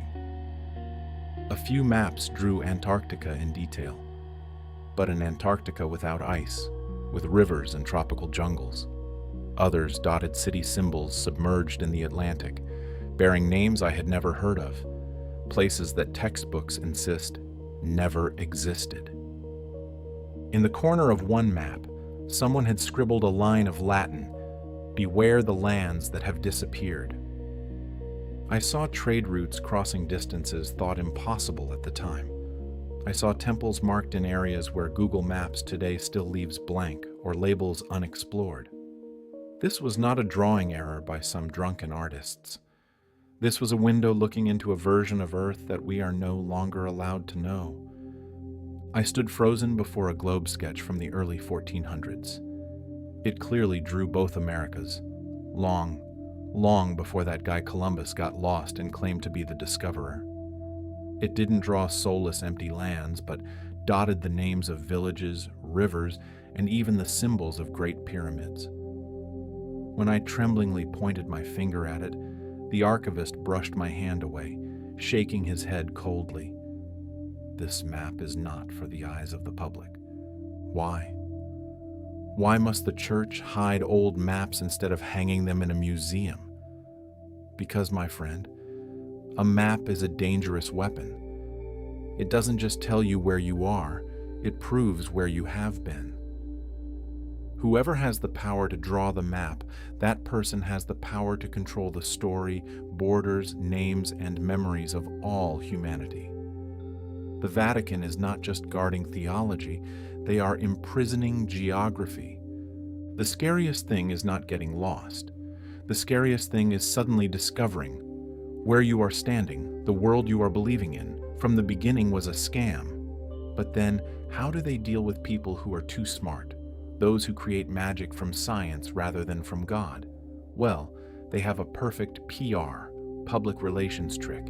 Instead of destroying knowledge, they rebrand it. The deeper you dig into history, the more you will see a sickening pattern. Inventors are stripped of credit and replaced by saints. Sweat-drenched scientific experiments are rewritten as divine miracles. I once read the records of a famous medical monastery. The scroll described people on the verge of death suddenly recovering, broken bones mending themselves, fevers extinguished with just a touch of a hand.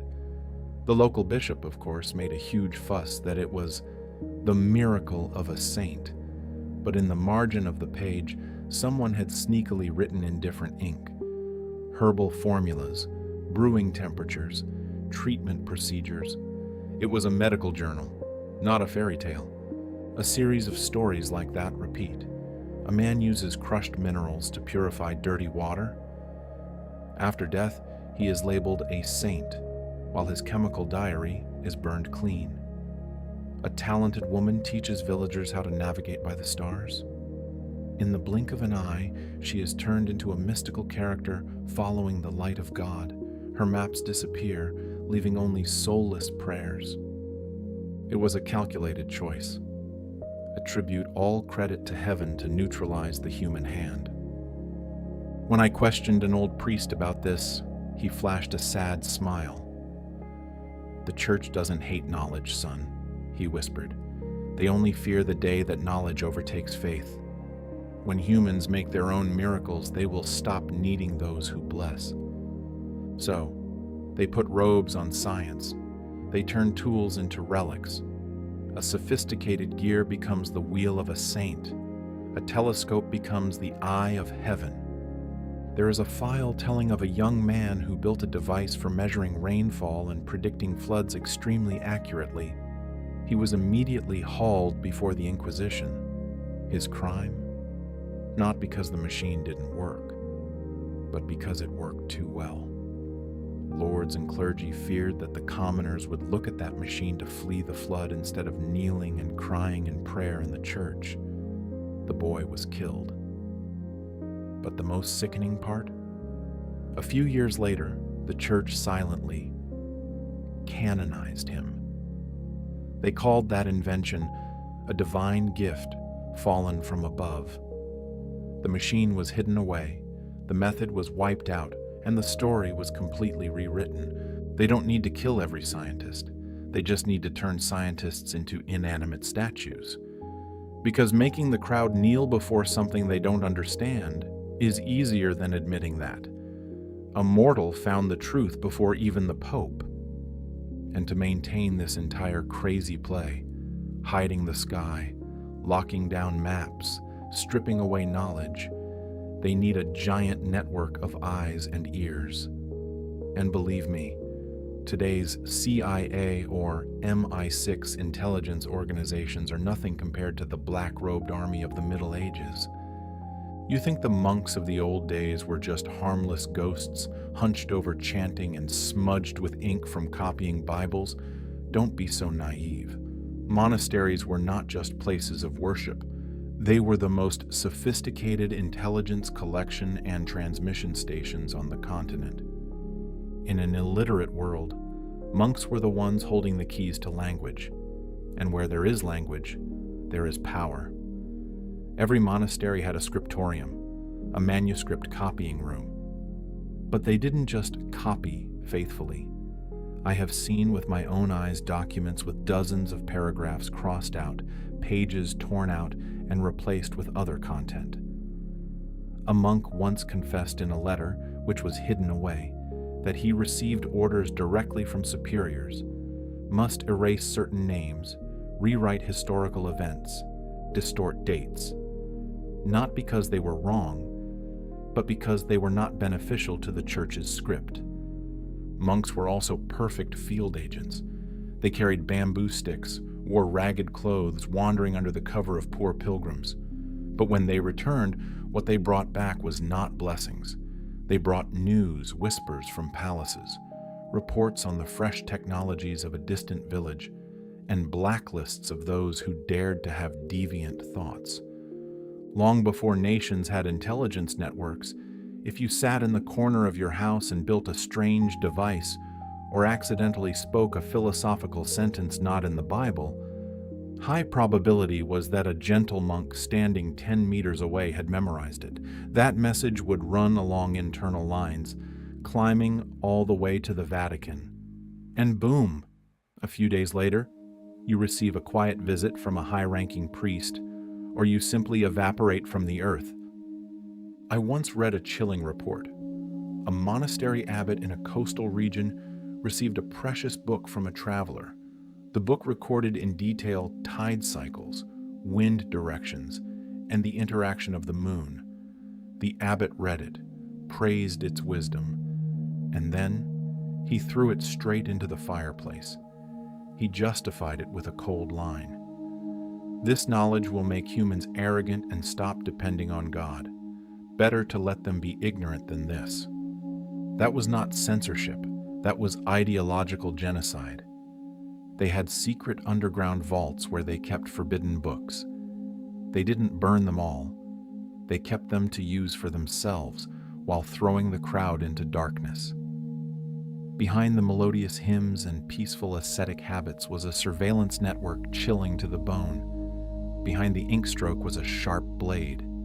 They strangled thousands of ideological revolutions before they could even take shape, without wasting a single arrow or bullet.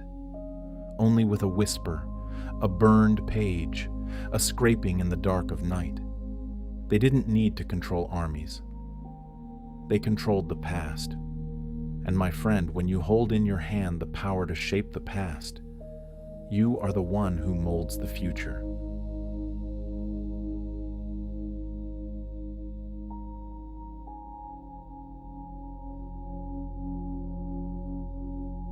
But me, I'm different. You see, I was taught never to look at the stage lights. I look backstage. I don't look for things ostentatiously displayed. I am curious about things buried in the darkness.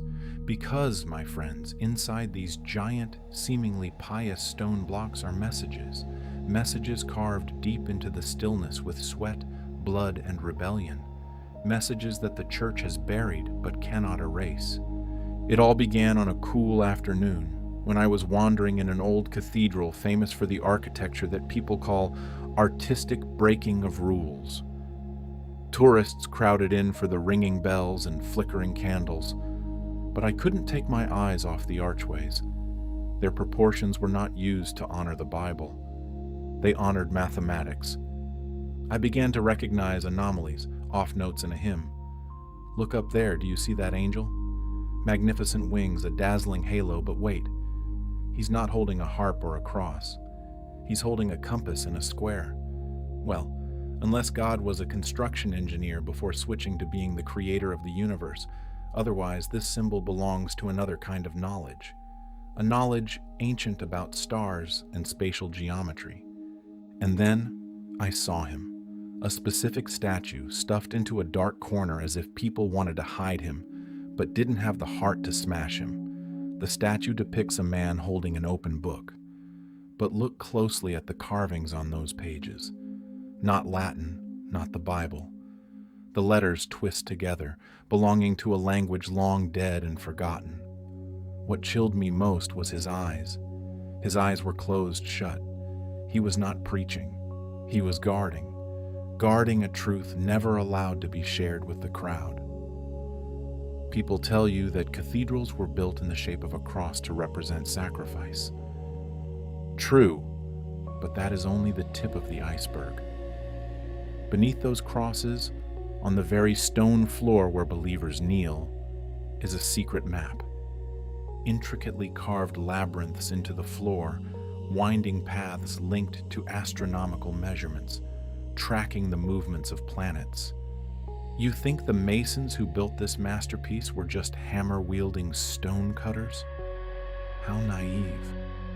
They were brilliant mathematicians, genius engineers, and quite possibly members of ancient secret societies. People who encoded into stone formulas truths that if they dared to utter in words in the Middle Ages, they would turn into a living torch in the middle of a square. Look at the locations of these buildings themselves. They weren't placed randomly. The skeleton of the building aligns perfectly with the summer solstice, winter solstice, solar eclipses, and constellations. It is a great stone astronomical observatory system. Ask yourself a question. Why would a house of God need to align absolutely with the stars unless the builders knew a secret about the universe that they were absolutely forbidden to disclose? There was a carving that once kept me awake for weeks. The carving depicts a tower being built unfinished, but halfway up, the stones distort, growing into roots and branches. A stone tree grows up, stretching gnarled branches to wrap tightly around a globe. And guess what sits on top of that globe? No cross at all, only a compass. Right underneath, sharp letters are sunken carved, tiny but challenging. Seek the truth in silence. I took a photo of this carving to ask the senior priests. They waved it away, laughing awkwardly. Oh, it's just an artistic choice by the sculptor, son. It's a symbol of faith, a metaphor. Lies. I looked straight into their eyes. I saw their pupils contract.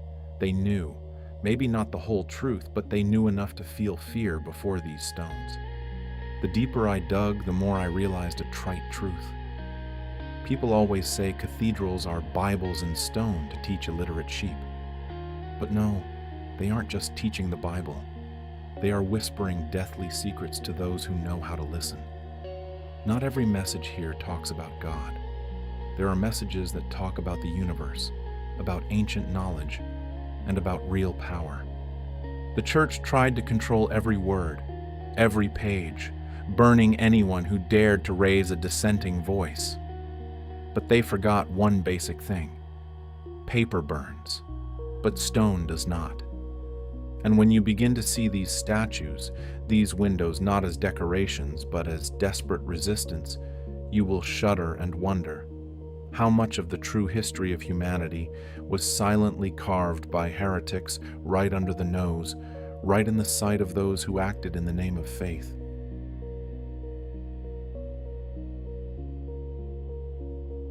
People often tell you ghost stories in Europe. Castles haunted by the cries of widows, spirits wandering in dungeons, or demons lurking in deep forests. Trash. Those are just stories to scare children and squeeze money from tourists. The truth is, Europe is not haunted by spirits or demons. It is haunted by machines. I call them mechanical ghosts, ruins of systems that shouldn't have been allowed to exist on this earth. Tools buried under the dust of time that bring a spine-chilling sense of distortion. They are too advanced compared to the dark age they emerged from. Devout historians call them anomalies. Me? I call them evidence of a murder to hide the truth. Everything began right here. An old monastery garden, forgotten by life. Looks peaceful, doesn't it? But look down beneath these tree roots. This is not an ordinary water well, and certainly not a primitive aqueduct. It is a filtration system, air cooling, and condensate collection system. You heard that right. It works almost exactly like an air conditioning system. A medieval air conditioner? When I asked the current monks who built this, they only blinked in bewilderment. It has always been there, sir. Yes, of course. Came from nowhere, like God threw a refrigeration engineering blueprint down to earth. And then, coincidence gave way to tangible evidence. I bribed someone to see a forbidden manuscript, not to see the main content, but the sketches in the margins. Someone had drawn rotating gears, circling cranks, and complex moving parts. A draft drawing looking exactly like a sophisticated mechanical clock. Another, my God, it's the design of a loom capable of self-programming patterns using punched cards. You know the craziest part? The date of this manuscript is nearly 300 years before those machines were officially invented. 300 years. In a small town in France, I found a strange church bell. It struck the hour perfectly, not a second off, but there were no ropes, and of course no hunchback named Quasimodo pulling it. When I pressed the caretaker, he shrugged, mumbling that it had been broken for decades. Broken? I sneaked into the bell tower that night. Behind a fake brick wall, I found a decaying wooden mechanism with counterweight gears and levers. It wasn't magic. It was a machine that once operated itself using water power from a nearby underground stream. These ghosts are everywhere, if you know how to listen. Old farmers tell of ancient mills that crushed grain themselves without human power. Stone bridges bearing the golden ratio, so perfect that for centuries rushing water could not erode a single millimeter. Locks bearing the precision of death, requiring keys that no blacksmith in the region could replicate. And more chillingly, tools buried with the bodies of anonymous craftsmen, cast from alloys that modern science confirms did not exist in that region until centuries later. Coincidence? Lucky inventions by solitary geniuses? No, when there are too many coincidences, it is a pattern. Too many machines were hidden, buried alive, smashed to ashes, or more disgustingly, stolen by the church and labeled divine miracles. Let me tell you about a tower in Italy. According to a rotting document I dug up, This tower once contained an incredible astronomical measurement machine. Survivors of a crusade recounted that the machine had shiny bronze gears and glass lenses so powerful they could see the ensigns of ships on the horizon hours before they docked. And can you guess its fate? The tower was burned to ashes in a fire in the name of God. The church called those machines extremely dangerous, dark sorcery, a reckless challenge to the Creator. Think like the rulers for a moment. If humans, by their own brains and bare hands, could create wonders, mechanical miracles without asking permission from any divine power, then that thing called the authority of the church would be thrown in the trash. Their monopoly over miracles would collapse. So they killed the machines, not just with sledgehammers or fire. They used the scariest weapon, oblivion. They buried them under the foundations of new cathedrals, erased the names of inventors from every chronicle, and turned great creations into lullaby fables. But they failed. The ghosts still moan in the vaults, in the ruins, in the rotting pages no one bothers to read. They are the echoes of a Europe wise and brilliant millions of times more than the trash textbooks still teach us. A continent that once whispered with the sound of gears and hissed with steam long, long before the so-called industrial age began.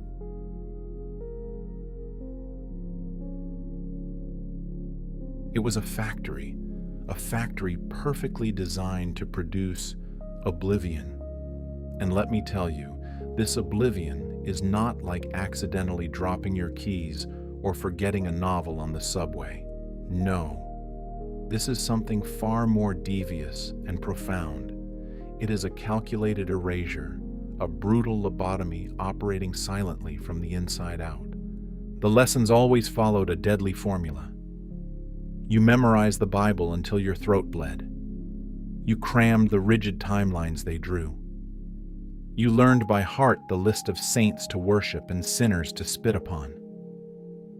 They told you that you were allowed to ask questions. Oh, of course, but only the right questions. If you asked with wide eyes, "Father, why did God create such brilliant stars?" you would be patted on the head, given a gentle smile and a perfect grade. But try stepping off the tracks just a bit. If you asked why the positions of the stars in the sky completely failed to match the church's calendar, you would receive a warning and a gaze cold enough to pierce your bones. I remember one sweltering afternoon, I raised my hand to ask my black-robed teacher, "Teacher, why does the Bible absolutely fail to mention some of the great ancient civilizations we've found evidence once existed?" The smile on his face vanished, as if someone had pulled the plug. He stared at me, his face frozen. He told me that in this world, there are forbidden lands where the human mind is never allowed to tread. Then he turned the page and moved to another topic. That was it. That was the seed of silence being sown. I began to ransack the libraries, and do you know what I found? Every book had pages torn out. Every timeline had decades, even centuries that had evaporated without a trace. The maps were erased, simplified to the point of stupidity. The great men honored were always safe, obedient names. There was absolutely not a single line mentioning the forbidden ones, the thinkers who had been burned at the stake. They didn't just brainwash you with what they taught. The cruelty lay in how they taught it. Repetition instead of discovery. Soulless chanting instead of critical thinking. There, you were given a laurel wreath for blind obedience, not for curiosity. You were canonized for submissive silence, not for wonder at the universe. There was a decaying chart hanging on the wall that I will never forget for as long as I live. It listed the rungs of the ladder leading to the hell of sin. And guess what sat at the very bottom of the abyss?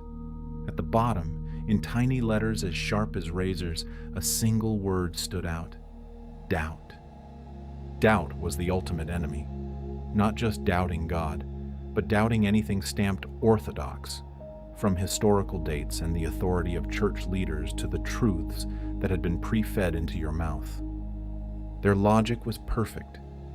If you questioned the past, you were shaking the foundations of the present. And if you dared to doubt the present, congratulations, you had officially stepped 1 foot out the door of salvation. Years later, a few old, decrepit monks tremblingly confessed to me over glasses of red wine that when they were young, their blood too had boiled with questions, but they had strangled them with their own hands. Because in that place, a wrong question could get you transferred, gagged, or exiled to a remote monastery on a cliff, a place where the world would never hear your name again. But man is a stubborn creature. Despite the whip, there are fires that refuse to go out. In this very abandoned school, behind that shabby brick, I found a treasure. The hidden diaries of students, scraps of paper stuffed hurriedly, filled with questions they never dared to utter aloud. What really happened to the philosopher Hypatia? Why do the cycles of the stars contradict the holy feast days? Why were the great inventions hidden away? No answer to a single one of those questions. Everything was just deathly silence. But in the bottom corner of one page, there was a scrawl in a different pen, perhaps from an awakened priest, a desperate student, or anyone who had seen through this dark velvet curtain. That scrawl read, "This place doesn't teach, it erases." And that was when I shuddered, realizing the most brutal truth. The church wasn't just hunched over rewriting history in moldy books in the secret library. No, they rewritten history right inside our minds. They carved the human brain year after year, generation after generation, kneading the truth until not a single soul on this earth could remember what had been stolen.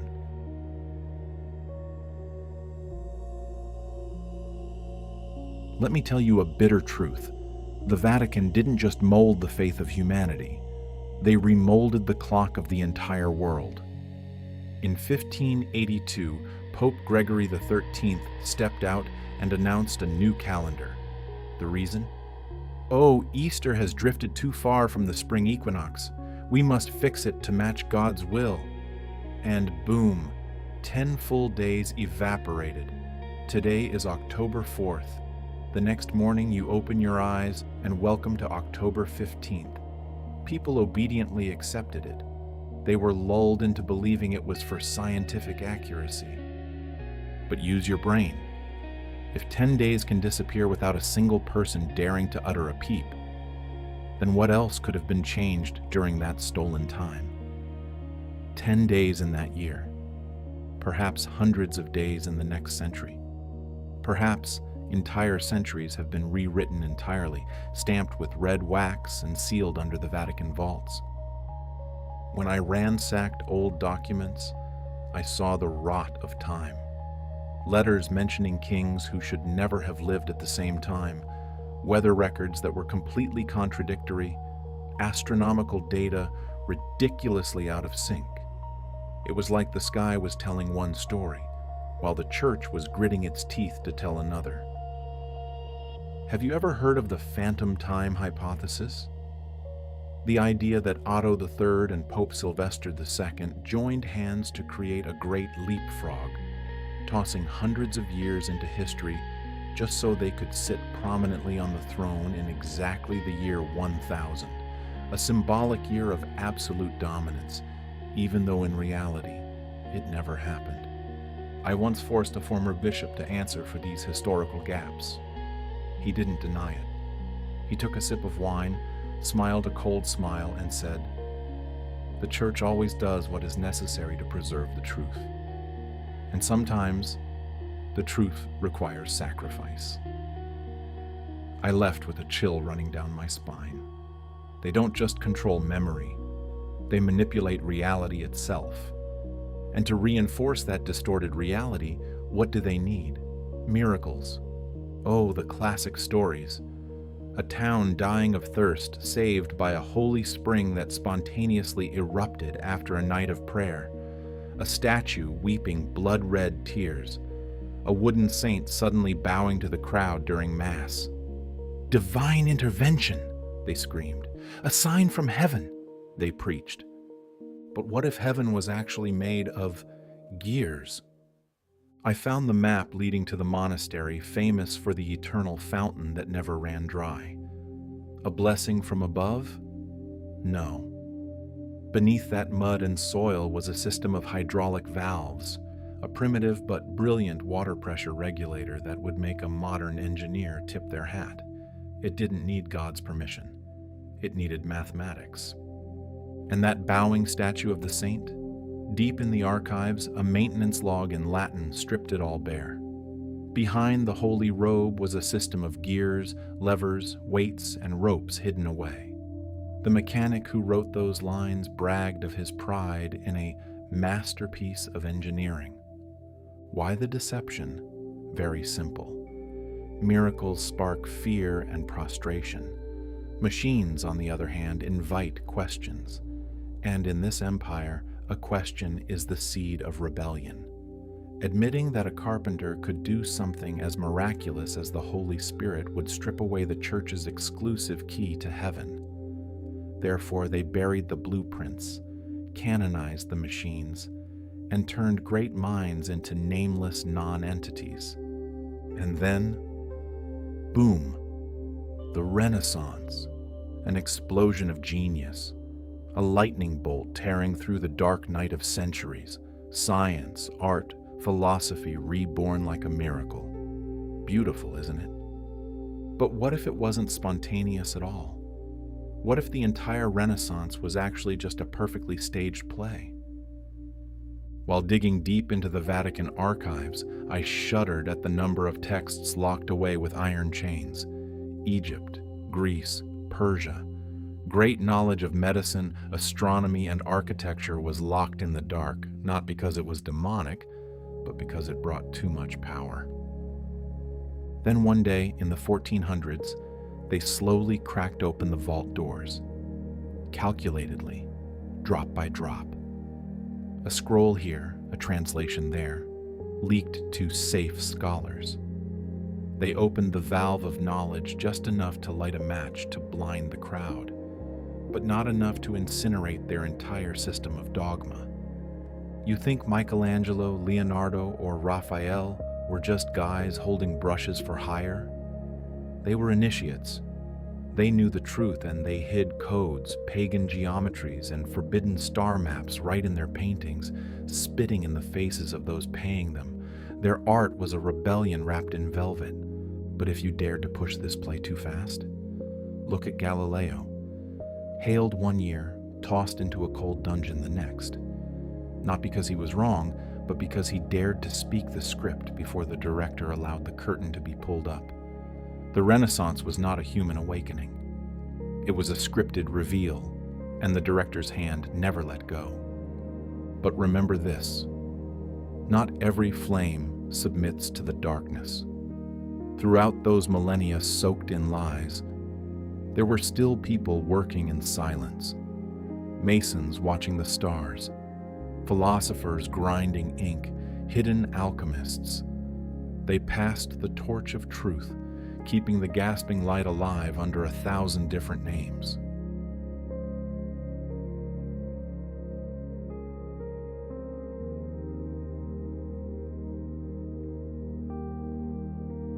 The Freemasons, the Rosicrucians, the Knights Templar.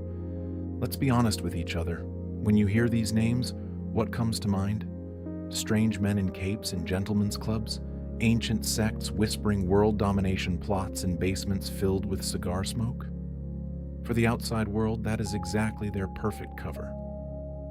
But when you and I step through their doors, brushing away the dust of rumors, their symbols tell a completely different story. Not a story of power, but a story of survival. While the church was busy writing the names of saints in heaven, promising an illusory afterlife, what were these groups doing? They were writing mathematical equations on hidden scrolls. They were carving silent messages into boulders. Geometry, sacred numbers, the stars in the night sky, all were signposts pointing toward ancient truths that someone had deliberately buried. I once saw with my own eyes a cathedral blueprint from the 13th century. It wasn't in some shiny museum, it was tossed carelessly among a pile of rotting documents. It was filled with bizarre symbols. The shape of the Great Compass was not linked to any biblical verse. No, it was linked to stargates. The proportions on that drawing matched with a spine-chilling accuracy the anatomy of the human body, and strangely, even the orbits of distant planets. You think that great cathedral was built just for believers to kneel and worship? Don't be so naive. It was built to encode knowledge. It was a silent, proud, and solid rebellion in stone. Let me tell you about another time. In a dusty, dark basement reeking of mold beneath an old monastery in Europe, I found something that shouldn't have existed. A copy of the book that the Vatican itself had loudly declared lost forever. It was an alchemical text, not the deceptive alchemy promising to turn lead into gold to enrich greedy kings. The book was written in a shimmering gold ink, as brilliant as starlight even in the dark. Its content? It spoke of the transformation of light hidden deep within matter. The priest who once owned this book had scrawled a trembling warning in the margin. They tried to burn it. Of course they would burn it. Anything that threatens the monopoly of ignorance must be turned to ash. But I copied a version, and I am passing it on, right here, to you. The Rosicrucians were once rumored to be the holders of the entire treasury of ancient Egyptian knowledge, deep, secret chambers, great libraries buried under endless seas of sand. When explorers, or more accurately, blood-soaked warriors, returned from the Middle East after the Crusades, some of them didn't bring back scraps of bone or wood labeled as cheap relics. They brought back blueprints. They brought back secrets that the church was either powerless to translate or too terrified to translate. The Freemasons call themselves builders, but hidden under those rough aprons, they were the sharpest philosophers. For them, Solomon's temple was not a legendary setting in the Bible for bedtime reading. It was a code, a perfect map. They believed ultimate truth lay not in hypocritical preaching, but hidden in structure, in the symmetry of all things, and in the nature of light itself. They didn't stand in the square screaming about it. They embedded it into lodges, into every architectural dome, and ironically, into the planning of the very large cities where the popes reigned. The church frantically accused them of heresy, of being conspirators for overthrow. But do you notice an interesting detail? The Vatican rarely accused them of lying, because deep inside the gold-embroidered robes and jewel-encrusted crosses, the church knew exactly what these groups were preserving. It wasn't a fairy tale. It wasn't merely rebellious opposition. It was memory. Memory of an era when humanity once knew much more. Even the alchemists, ridiculed by the crowd as cranky dreamers, weren't chasing material wealth at all. Many of them sacrificed their entire lives to pursue something much more ancient, a return of lost wisdom, a key to unlock what had been ruthlessly sealed. I once met an old man in Portugal. His skin was wrinkled like ancient parchment, and his eyes shone with a cold, sharp light. He claimed to be a link in an unbroken line of protectors. He slowly showed me a ring. On it was carved a symbol older than any cross ever erected on earth, a proud compass nestled within a blazing fire. The old man looked straight into my eyes, his voice raspy but clear on every word. "We don't fight them. We wait. The truth always returns. It just needs a place to land." That is exactly the role of these groups. They are fortified landing strips for the truths forgotten by the world. While the Vatican swings its hand to erase history, they silently remember. While the church lights torches to burn, they grit their teeth to preserve. They are the return of light in a dark era. And even though they were hunted relentlessly, gagged brutally, and scattered across continents, their flame never truly went out. It just went underground, waiting. And now, as you listen to these words of mine, perhaps it is beginning to flare up once again.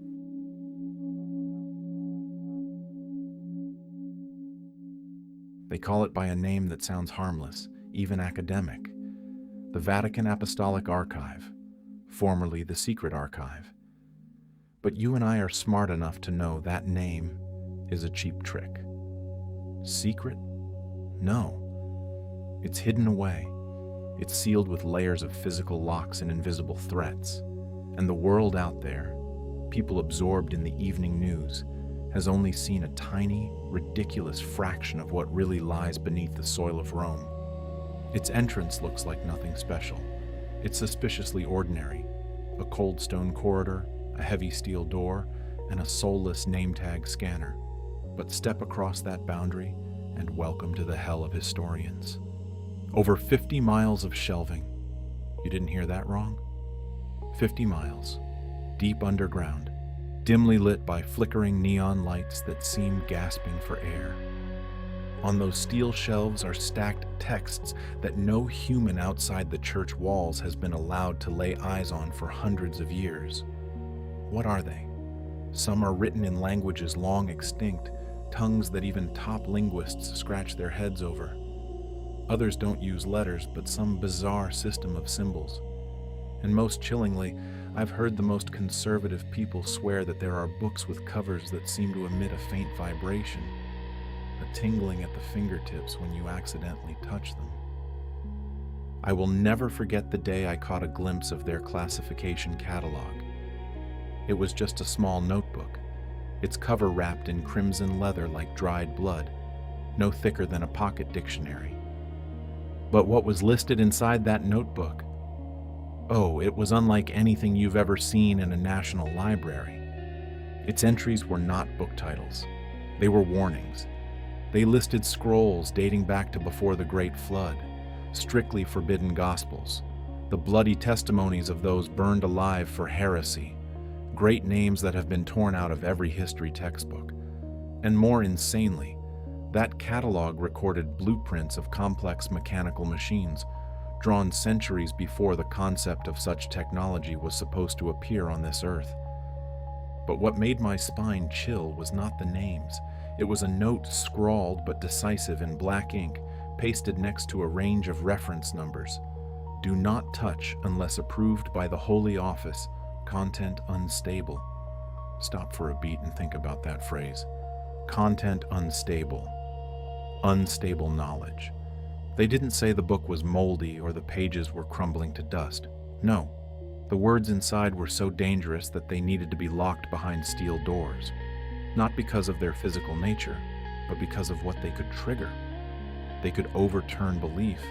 They could crush and rewrite the entirety of history. They could brutally prove that. We are not at all the humans or the species we have fantasized ourselves to be for so long. Do you know the rumors whispered among black market scholars? There are letters from Leonardo da Vinci hidden down there, but not dreamy artistic sketches.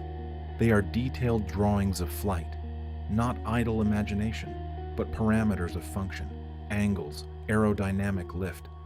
It was as if he had seen with his own eyes, or touched with his own hands, flying machines that wouldn't exist for another 500 years.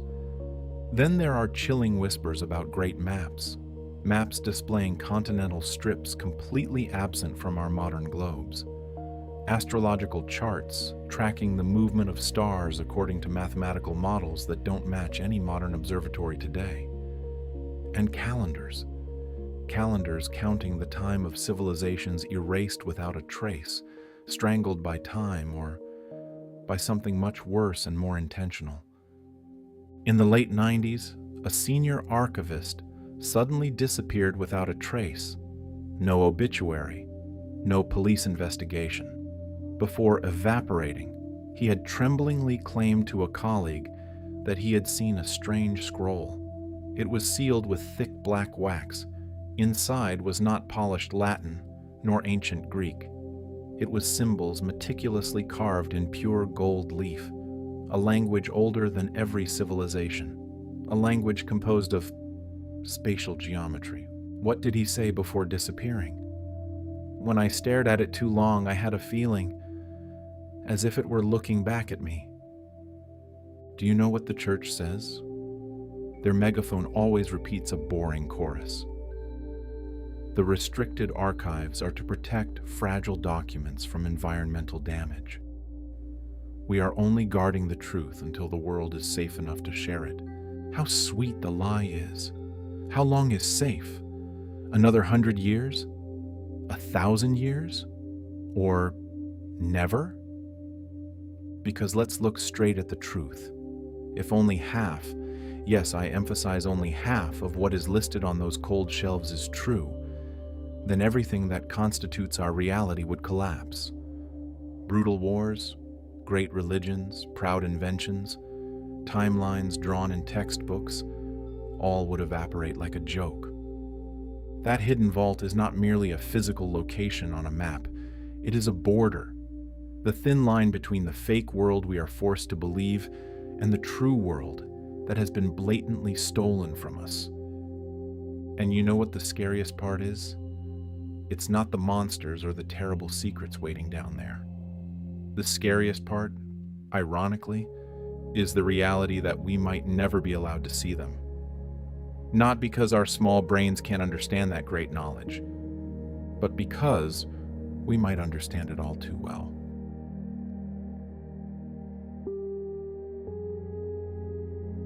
Imagine a crime scene where pages were savagely torn, names scraped off parchment, and teachings with the power to change the entire world order stuffed deep under layers of ash and fear. The men in red robes on the thrones in Rome attached a very convenient label to them: heresy. But in truth, they were something else, a different voice, a story too naked, too free for that empire built on obedience to allow it to exist. These are the Gospels they spent all their strength to burn. One of the texts that intrigues me most is the Gospel of Thomas. It is nothing like what you hear preached in church on Sunday morning.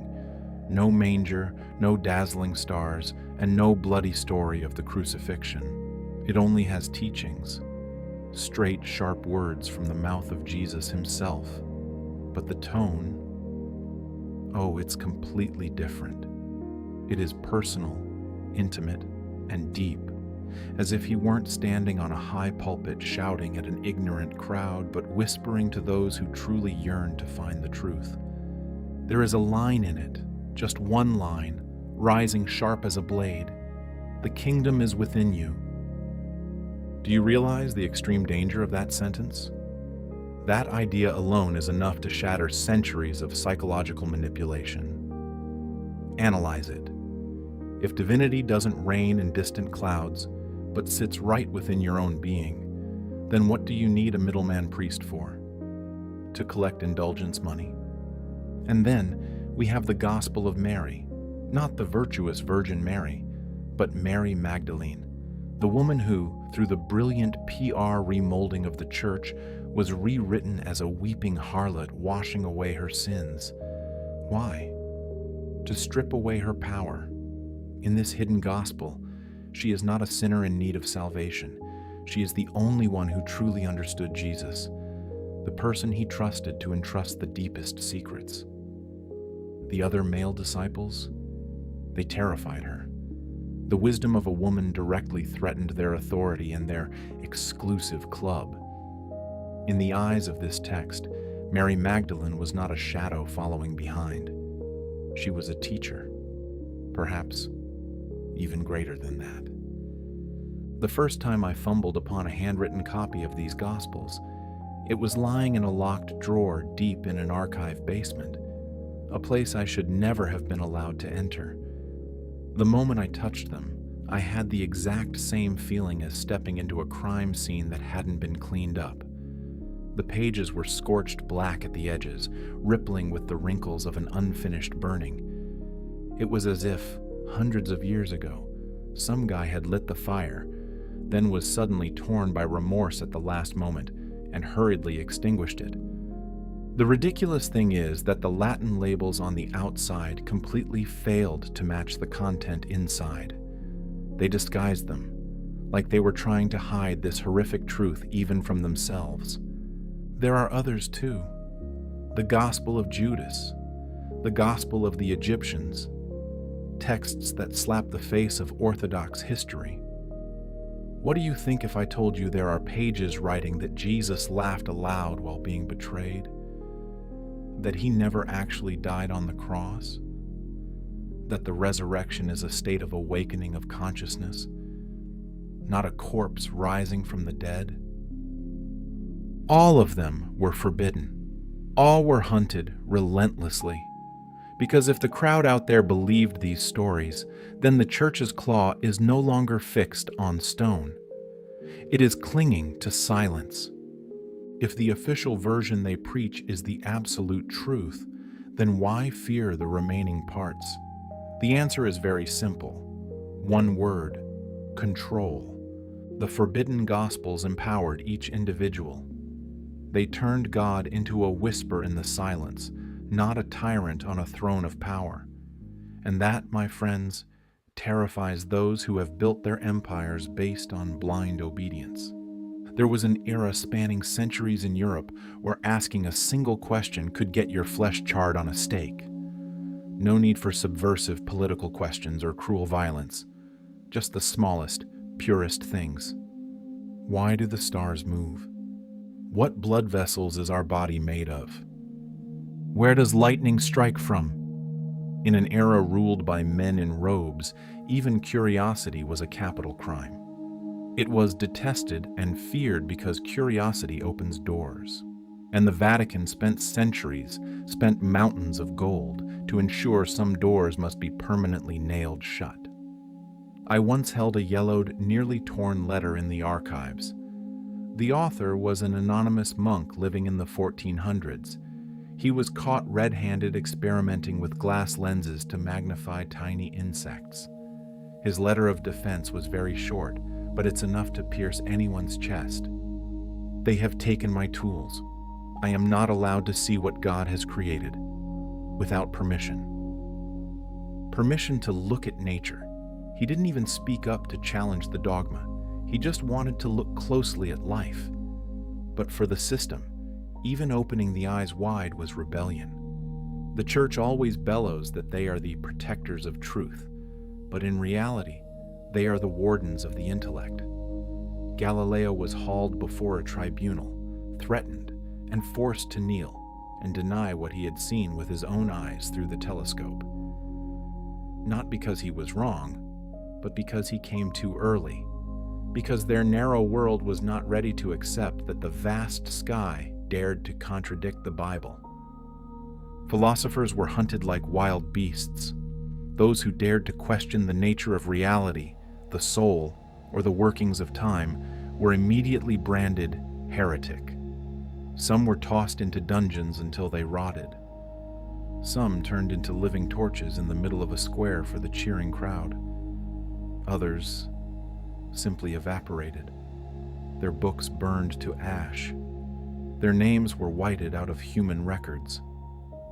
I once held a forbidden book on human anatomy in my hands. It exposed every muscle fiber, every bone segment, and the tangled network of veins. Do you know how it was created? It was copied in the dark by medical students who bet their own lives just to understand how the human heart beats. Do you see this brown stain on the page? That is not smudged ink. That is blood. The blood of those who fell to protect these drawings from the fires of the Inquisition. You think all this madness has faded into the past? That we are living in an era of light and free speech? Don't fool yourself. The echo of that fear still creeps into the structure of society today. The truth is, the church, or any dictatorial power system, never just targets fighting science. They are fighting wonder. They are terrified of that stubborn spark in the human soul, that pride that refuses to nod before easy answers. When curiosity is equated with crime, then knowledge naturally becomes contraband. And our history, painfully, is not shaped by what we have learned, but by the questions we were never allowed to utter.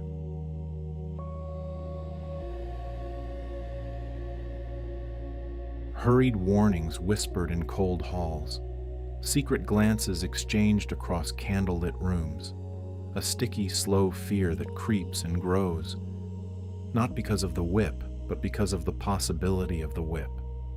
The idea that if you think just one beat off, read one word wrong, or dare to dream a dream beyond the narrow boundaries Rome has drawn, you will be snatched, not for theft or murder, but for heresy. And in those dark days, heresy was a label worse than the devil himself. It was a treacherous crack in the Holy See's wall of perfect illusion. The Inquisition, contrary to popular myth, didn't waste its time hunting broom-riding witches. Their real targets were thinkers, artists, physicians, astronomers, those who dared to use their brains. Their ultimate weapon was not pliers or red-hot iron. Their weapons were silence and shame. They spread venom to the point that neighbors became spies, students became informants, and parents became witnesses against their own flesh and blood. I once felt a chill down my spine reading the trial transcript of a young woman. Her crime? She asked the priest in the confessional whether animals had souls. Just an innocent question. And that priest reported her. She was dragged away, interrogated to the point of madness, and accused of having unnatural thoughts. An entire human life crushed into dregs because of a question mark. That is how reason is broken. Not because it is wrong, but because it is too dangerous. Schools began to submissively teach obedience instead of thinking. Grandiose myths took the place of science. Curiosity was denounced as the temptation of Satan, and so the human mind automatically curved inward. An invisible cage was erected. When the bars are cast from tradition and the locks forged from sin, you don't even bother reaching out to try the door. You learn to sit silently chewing on dogma when you want to ask questions, and kneel in obedience when you long to create. I have seen blueprints hidden behind altar walls, giant mechanical gears that could move an entire city, sketches of clean water systems, of airplanes, of light that needs no flame, all centuries ahead of their time. But those genius minds had to hide them secretly, for they knew well they would be tossed into the fire before they could even move. The Inquisition doesn't need to break your bones. It breaks your imagination. It builds a prison right inside your skull. But to build a perfect prison of thought, you need master architects. They don't wear diamond-encrusted crowns. They don't ride armored horses at the head of armies, nor do they bother waving flags while marching into conquered cities. But they have seized more power than any empire that has ever existed. They are the Society of Jesus, the Jesuits. Their empire is not rooted in land. It sprouts in silence. At first, they seem harmless, educated, disciplined, devoted. But peel back that cloak and you see a cold-blooded strategic machine. They understand a brutal truth. The real battlefield is not the bloody plains. The battlefield lies in the classrooms, the courtrooms, and deep within the mind. I saw their strategic map from the 1600s with my own eyes. It didn't mark national borders. It marked spheres of influence, the most prestigious universities, royal advisors, powerful publishers. Every black dot was a place where a Jesuit was involved. It didn't look like a missionary quest. It looked exactly like a giant spider web tightening around the throat of Europe. They didn't teach the poor. They taught princes, trained diplomats, and personally authored textbooks. When you studied Latin, philosophy, or theology, you were swallowing their ideology. Along with numbers and letters, something else was implanted in your head, the way to think within a frame, and more importantly, the way not to think. They served as spiritual advisors to emperors. Imagine standing, whispering behind glittering thrones, leading in the name of God, but actually manipulating national policy. They knew every filthiest secret, knew who owed whom a life. Historians whisper that they knew the outcomes of battles before generals even drew their swords, that they could quench a war with a single letter or ignite a massacre with just a rumor. There is an anonymous document I found in a vault that said only one thing: the pen is the greatest sword. You don't need to lead an army to destroy a king if you are the one molding the mind of the crown prince. You don't need to organize book burnings if you are the one who wrote them. The Jesuits are not just a religious group, they are the engineers of memory, guarding a pre-designed version of history. Silence is their most terrifying weapon. But their greatest theft was not knowledge or political power, it was time. Most of us, the naive ones, consider time a fixed thing. The sun rises, the sun sets, the clock ticks. But what would happen if time were actually a corridor carefully designed by someone to hurt us in the right direction, and for centuries, the one holding that blueprint was the church? If you control the past, you crush the present. If you manipulate the future, you hold everyone's faith in your hands. There was a small box labeled with dates in the archives that I pried open. Inside were letters exchanged between high-ranking priests and astronomers. They were forcing the calendar to fit the stars, but not for the sake of science. They did it for manipulation. They decided the dates of holy feasts not based on actual historical events, but on symbolism to maximize control. Easter is a perfect magic trick. Why does this holiday dance around every year? Because it is tied to the lunar calendar, the first Sunday after the first full moon after the vernal equinox. Sounds romantic, doesn't it? No. It is a masterclass psychological strategy. It turns the core event of Christianity into something floating, shifting, unable to be pinned to any verifiable historical milestone. The resurrection is no longer a real event to be investigated. It becomes an emotion. And my friend, humans are led by emotion far more easily than by truth. And then, the transition from the Julian to the Gregorian calendar initiated by Pope Gregory XIII. On paper, the officials said it was to fix the leap year error. But the actual consequence? 10 days of humanity evaporated without a trace overnight. People went to sleep and woke up the next morning. 10 days of their lives erased by a bureaucratic document.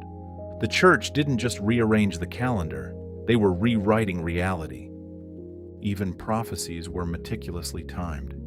If a comet crossed the sky, instead of studying it, they immediately linked it to some bloody biblical verse, turning it into a tool to intimidate the masses, forcing them to obey.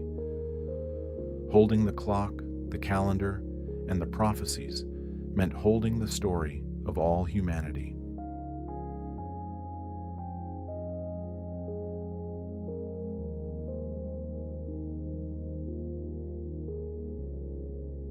I still remember vividly the day I stood beneath the ceiling of an ancient basilica in southern France.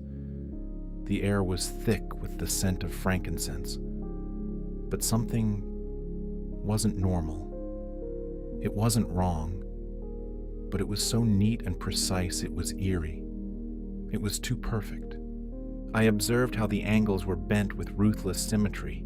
I saw how the sunlight, like a golden spear, pierced the window and struck the center of the altar with millimeter precision, exactly at noon, on a single day of the year.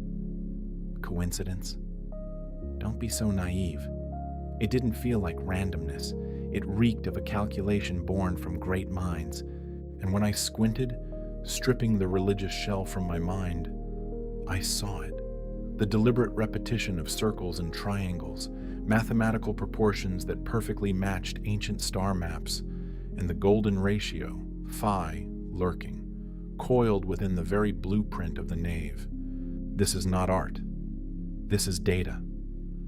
Welcome to the concept of sacred geometry, a core idea that certain shapes are not just beautiful, but carry meanings that define the universe. That existence itself follows immutable mathematical laws. The circle symbolizes eternity with no beginning or end. The triangle is absolute balance. The square is the solid foundation of the material world. In the hands of the Freemasons, these were not just symbols, they were tools for survival. Imagine living in an age where curiosity was a crime, when a sentence could get you sent to the pyre, when books were thrown into the flames by those claiming purity. What did the Masons do? They smiled and turned to mathematics. Geometry became their secret language. And what is history's greatest irony? They hid that language right in front of everyone's eyes, behind sacred altars, beneath skyscrapers reaching for the stars. Right in the floor plans of the most majestic monasteries, they nonchalantly encoded ancient truths into the very stones the church proudly stood upon. There is a small chapel on the outskirts I once visited. For centuries, its ceiling was just a patch of white plaster.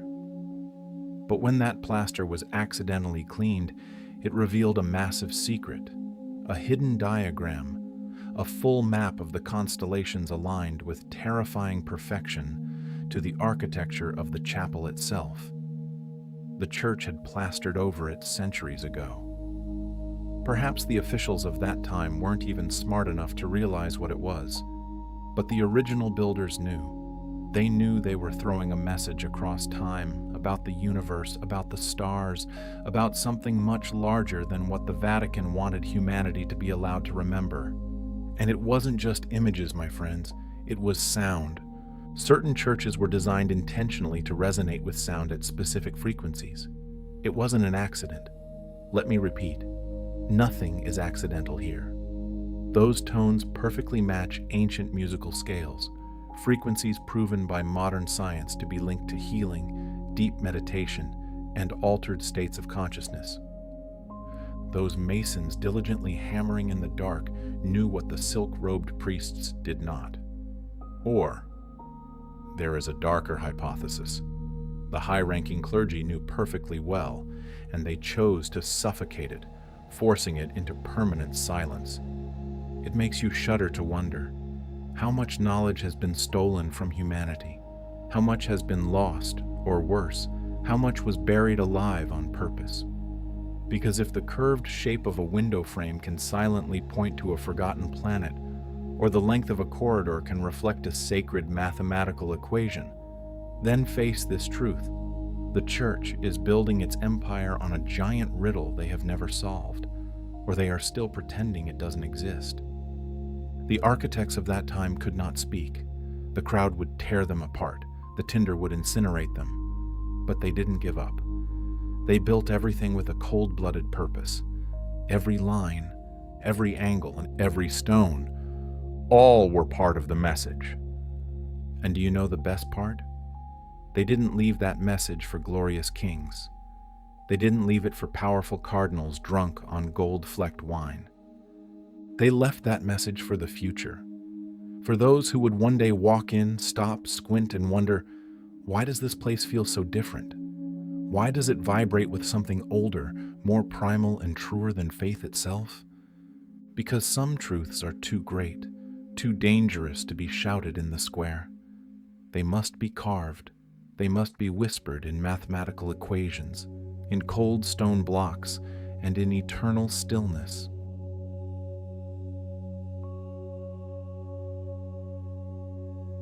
Oh, you know that church. It is a giant machine lubricated by faith and glory. A place of breezy balconies, blessings broadcast live, and bells echoing through every tile of the eternal city. It is the church that wears silk robes, organizes grand public ceremonies, and makes humanistic statements before thousands of cameras. A perfect play. But you and I are old enough to know that where there is a stage, there is a backstage. And behind that expensive crimson velvet curtain, whispers in the dark say, another church exists. A church that never stoops to dialogue with the public. A church that lies outside every fresco, every news bulletin, and most importantly, it is not subject to the judgment of the Pope you just saw waving on that balcony. A hierarchy hidden deep beneath the surface, invisible and cold, pulling the world's tangled strings with a silent, eerie precision. They call it by a name that makes the air turn several degrees colder just by uttering it. The church beneath the church. The first time I heard whispers about the existence of this entity was from an ancient scholar in Rome. His eyes were clouded, etched with the fatigue of a man who had accidentally read too much of what shouldn't be read. Even in his airtight apartment, he didn't dare call it by its name. Instead, he led me through rows of musty library corridors, pointing out bizarre symbols carved in hidden corners, where tourists with their stupid cameras are never allowed to set foot. I saw strange insignias sunken into walls, black wax seals on envelopes that never passed through any normal information channel. The old scholar grabbed my hand, his voice shaking, dry as the sound of dry leaves rubbing together. Young man, if the Vatican is a brilliant stage under the spotlight, this is the backstage, the control room, the silent, never-blinking eye that watches everything. Think about this for a moment. This secret structure doesn't exist on paper. You will never find their names in the Vatican's internal directory, nor are there any annual reports on their spending. But their fingerprints are everywhere. Have you ever wondered about world-class decisions made by the Holy See without a single logical explanation? About nameless priests suddenly holding the power of life and death without a clear history of promotion? Or archaeological projects and full-scale investigations launched with fanfare and then suddenly buried without a trace overnight? Someone is issuing those orders. And believe me, it's not always the man in white smiling kindly on television. There are rumors, fragments of leaked information about a council, not cardinals, not bishops with pointed hats, but something much older, much more silent. Men who don't wear religious robes.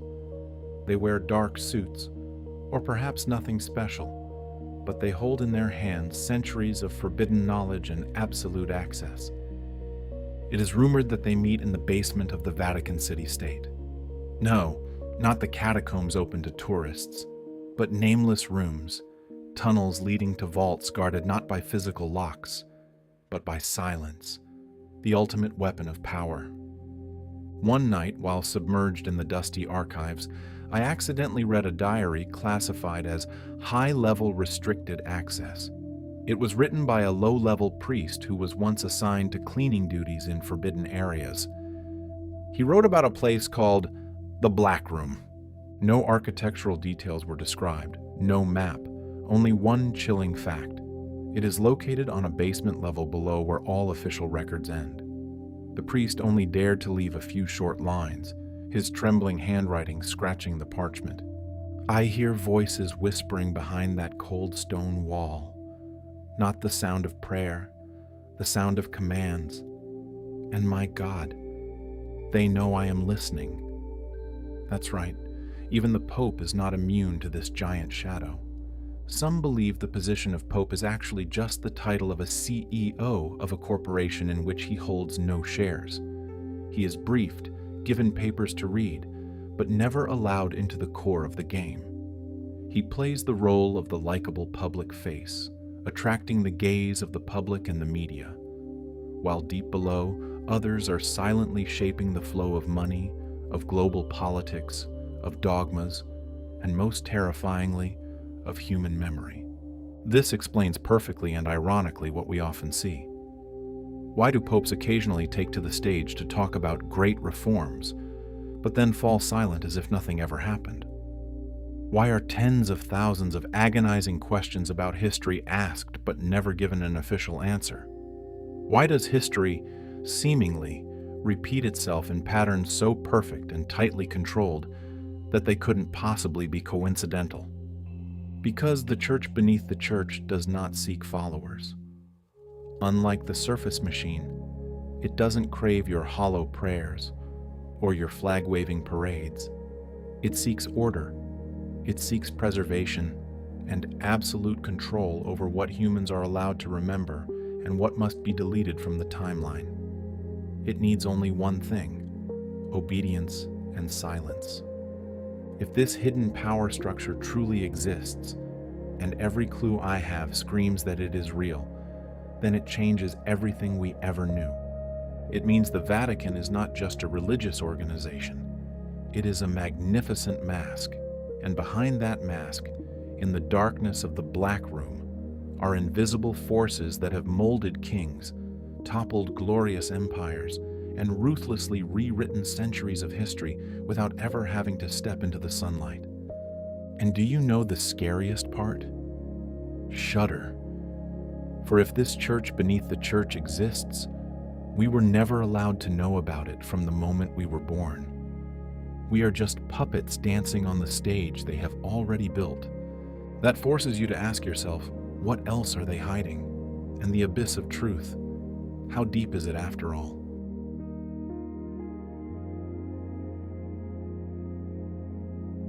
But keep turning the dusty pages of your history textbooks. There are years that bring a feeling that is far too quiet, too smooth. They pass in a blur like white pages secretly glued into the middle of a novel, which no reader remembers having ever read. Do you think those were just boring years?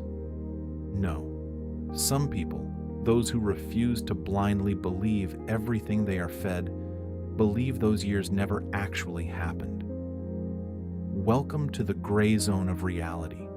Welcome to the phantom time hypothesis. It all starts with a question that claws at the mind. Why does it feel like certain centuries have evaporated without leaving a single trace? Look at the period from approximately 614 to 911 AD, about 300 years, full 3 centuries. The world seems strangely empty and cold. Almost no records of value, no scientific discovery lighting the darkness, no architectural work grand enough to challenge the ravages of time. Generations of humans were born, grew old, and died, leaving almost nothing to prove they ever existed on this earth. Mainstream historians, with their thick glasses and complacency, call it the Dark Ages. Sounds poetic, doesn't it? But what if that darkness wasn't natural? What if someone in a position of ultimate power deliberately turned off the lights? The phantom time hypothesis throws a crazy but weighty theory in our faces. Those 300 years of history were simply fabricated, not lost to fire, not forgotten due to war, but forged meticulously woven thread by powerful rulers, those hungry to rewrite their position in the eternal flow of time. And here, let me introduce the 2 main suspects of this theft of the century: Holy Roman Emperor Otto III and Pope Sylvester II. One held the sword, the other held the soul. Together, they had the means, the massive motive, and the tools to change the history of human chronology itself. Imagine you are Otto. You are an ambitious emperor, and you realize the year 1000 is approaching, a round, glorious number, the year of great prophecies and the rebirth of Christ. You want to reign at that historical moment, but unfortunately, you were born too early. The time gap is several hundred years. An ordinary person would complain, but what does an emperor backed by a pope do? He doesn't wait. He grabs the face of humanity's clock and turns the hands forward. They adjusted the dates. They pumped several centuries into history. They fabricated events, moved milestones, and boom! Suddenly, Otto's reign matched perfectly with the divine millennial moment. And of course, the Church was there to stamp its approval. After all, if time is being rewritten by pious hands wearing black robes, it must be God's will, right? No one is allowed to argue with God. Do you think this is ridiculous? Then look at the sky. The sky doesn't know how to lie. Astronomical science has exposed their fatal flaws.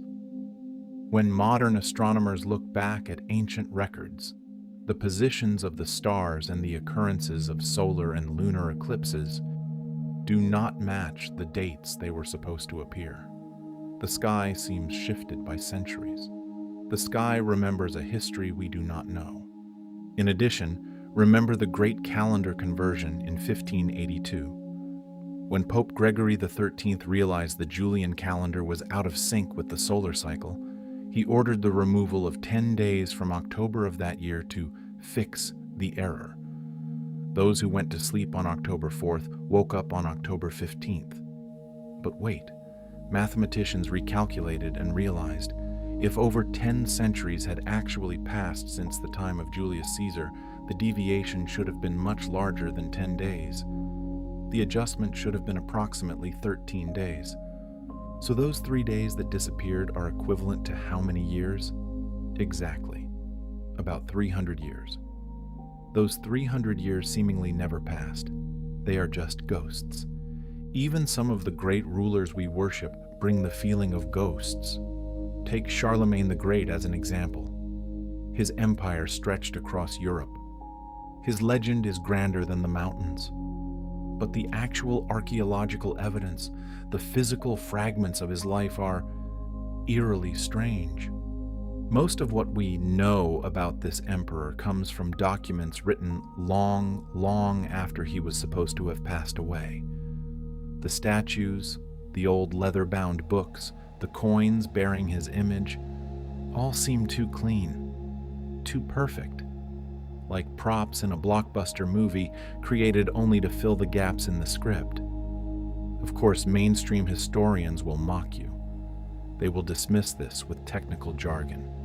They blame human error, records lost in war, to explain that 300-year gap. But that prickling feeling at the back of your neck is still there. That feeling that our history is full of foam filling the gaps.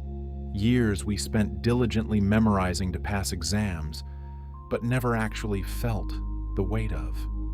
The kings we were told to kneel and admire, but who left no real fingerprint on the land they once ruled. The idea that time itself can be faked is a devastating idea, because if you have enough power to fake the past, you officially hold power over the future. You decide what happened, who was great, who was the sinner to be forgotten. You are not just rewriting a book. You are reshaping the reality of billions of people. And perhaps that is the real reason the church had to get involved. Not just to bless a lie, but to fence and protect it at all costs. Because once the mask falls, once you admit that time is just clay molded by powerful hands, you will have to shudder and wonder, what else has been rewritten? How much of our deepest beliefs were never the truth?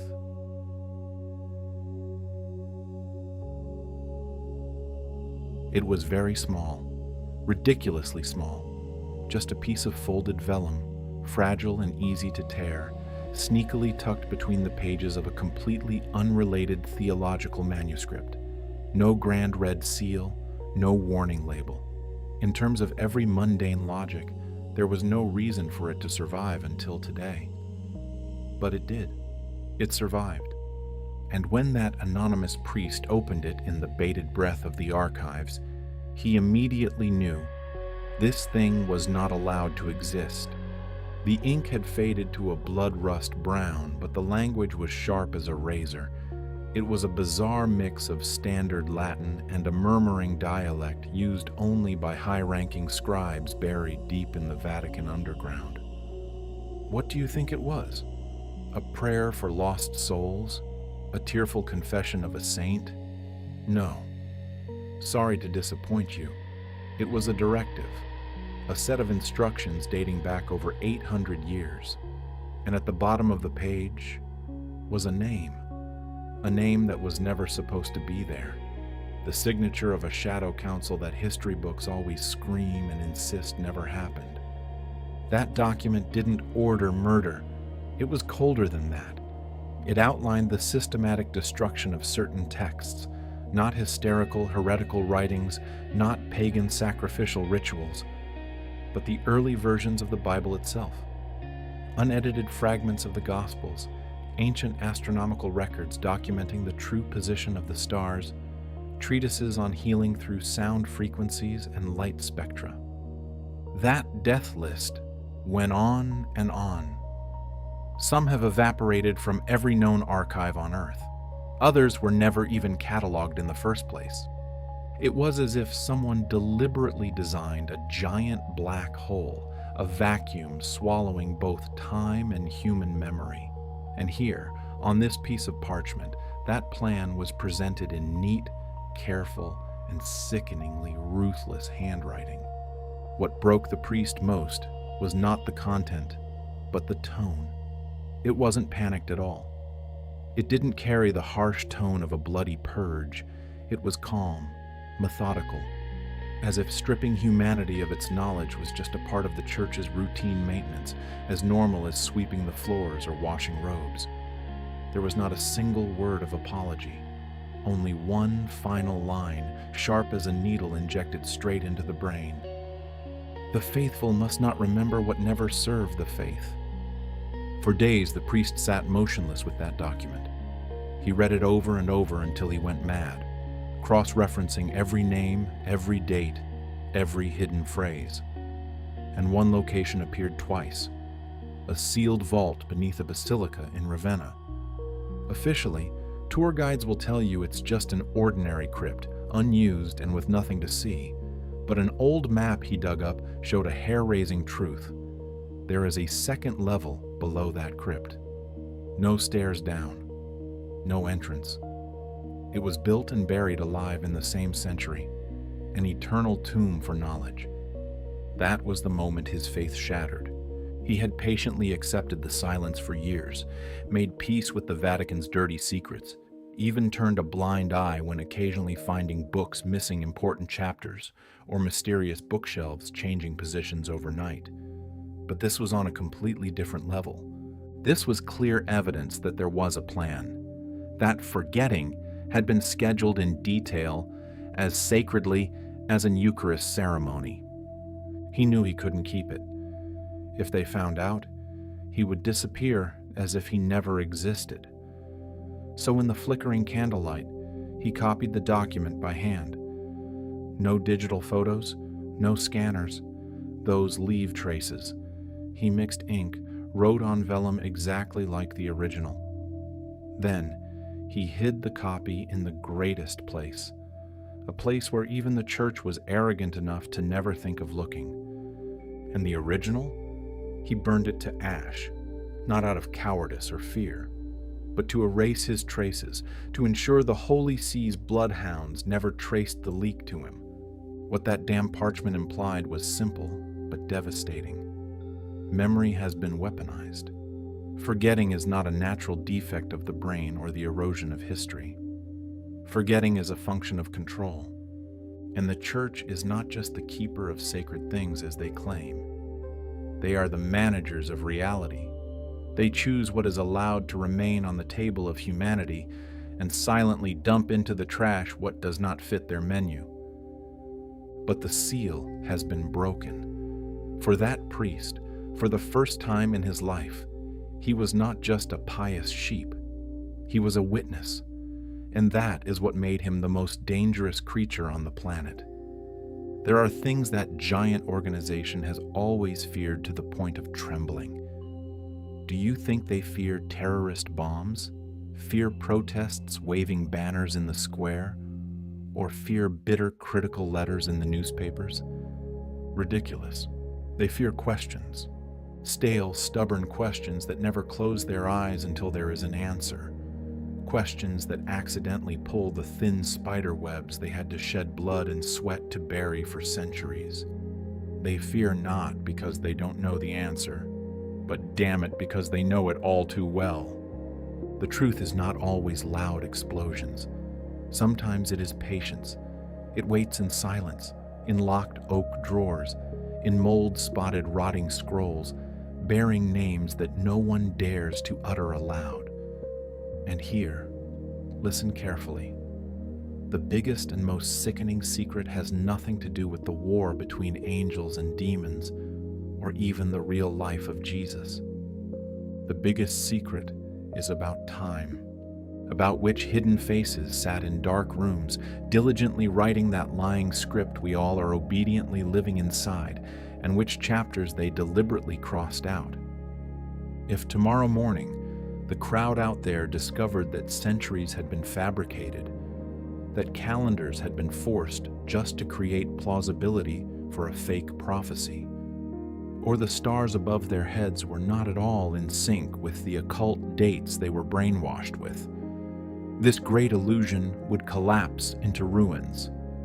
If the public saw clearly how true science had been blatantly swapped to make way for so-called miracles, and how the blood and bones of all great ancient civilizations had been crushed by the paintbrushes of saints, the cracks would open so wide no amount of plaster could cover them up anymore. Why do they tremble before the Gospel of Thomas? Because that fragile book dares to declare bluntly that the kingdom of God is not in the illusory clouds. It is already here, right on this earth, right in your mind. Why do they try every way to smear Mary Magdalene as a sinner? Because she was not just a resigned follower, she was a teacher, a brilliant mind. They are terrified of rotting maps detailing continents thought not to exist, and blueprints of complex machines dating back thousands of years before the era of the church. Not because these things carry dark magic, but because they are ironclad evidence, coldly pointing out that we have all been deceived. This illusion cage works smoothly because it gives you a sense of completeness. You grow up, obediently recording lessons at school, believing that history is settled, that the past is a straight, understandable line. But it is a straight line full of stains of editing, deep gaps, brazen replacements, and behind every cross-out of change, only one motive reeks: control. You see, the logic is very simple. He who controls the past will decide who is the God of the present. He who decides the present will program the limits of human dreams for tomorrow. And the ultimate weapon they utterly fear is your curiosity. Not the superficial curiosity that stops at the answers available in Sunday school or on the pages of censored textbooks, but the kind of curiosity that dares to reach out and throw open the chained books, the kind of curiosity that dares to stare at the professor and ask why this chapter of history was torn away, the kind of curiosity that dares to look up at the stars, do some math, and wonder why they don't bother to obey the church's calendar, the kind of curiosity silent enough to hear the unusual silence and decide to listen deeper.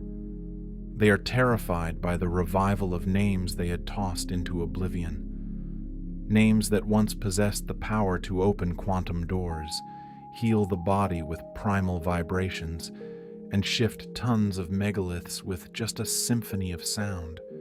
They lose sleep fearing that one day someone, maybe it's you, walks into a cathedral, looks up at the dome, and suddenly realizes, damn, these carvings are not for decoration. They are a user manual. They fear the truth like a highly potent acid. Once dropped into the eyes and seen, it can never be washed away. That the monster named memory will stretch and wake up, baring its teeth and growling, refusing to continue to be drugged into sleeping in ignorance. Listen, the dark journey we just went through is not a call for you to destroy your faith. On the contrary, it is about liberating faith. It is about reaching out, violently ripping down the deceptive velvet curtain, opening your eyes wide, and choosing for yourself what you will believe in. Because, my friends, a faith built on the foundation of concealment and fear, that is not faith. That is manipulation. If you are still sitting here listening to me until these final moments, I know you have felt it. That itchy, restless feeling deep in the subconscious.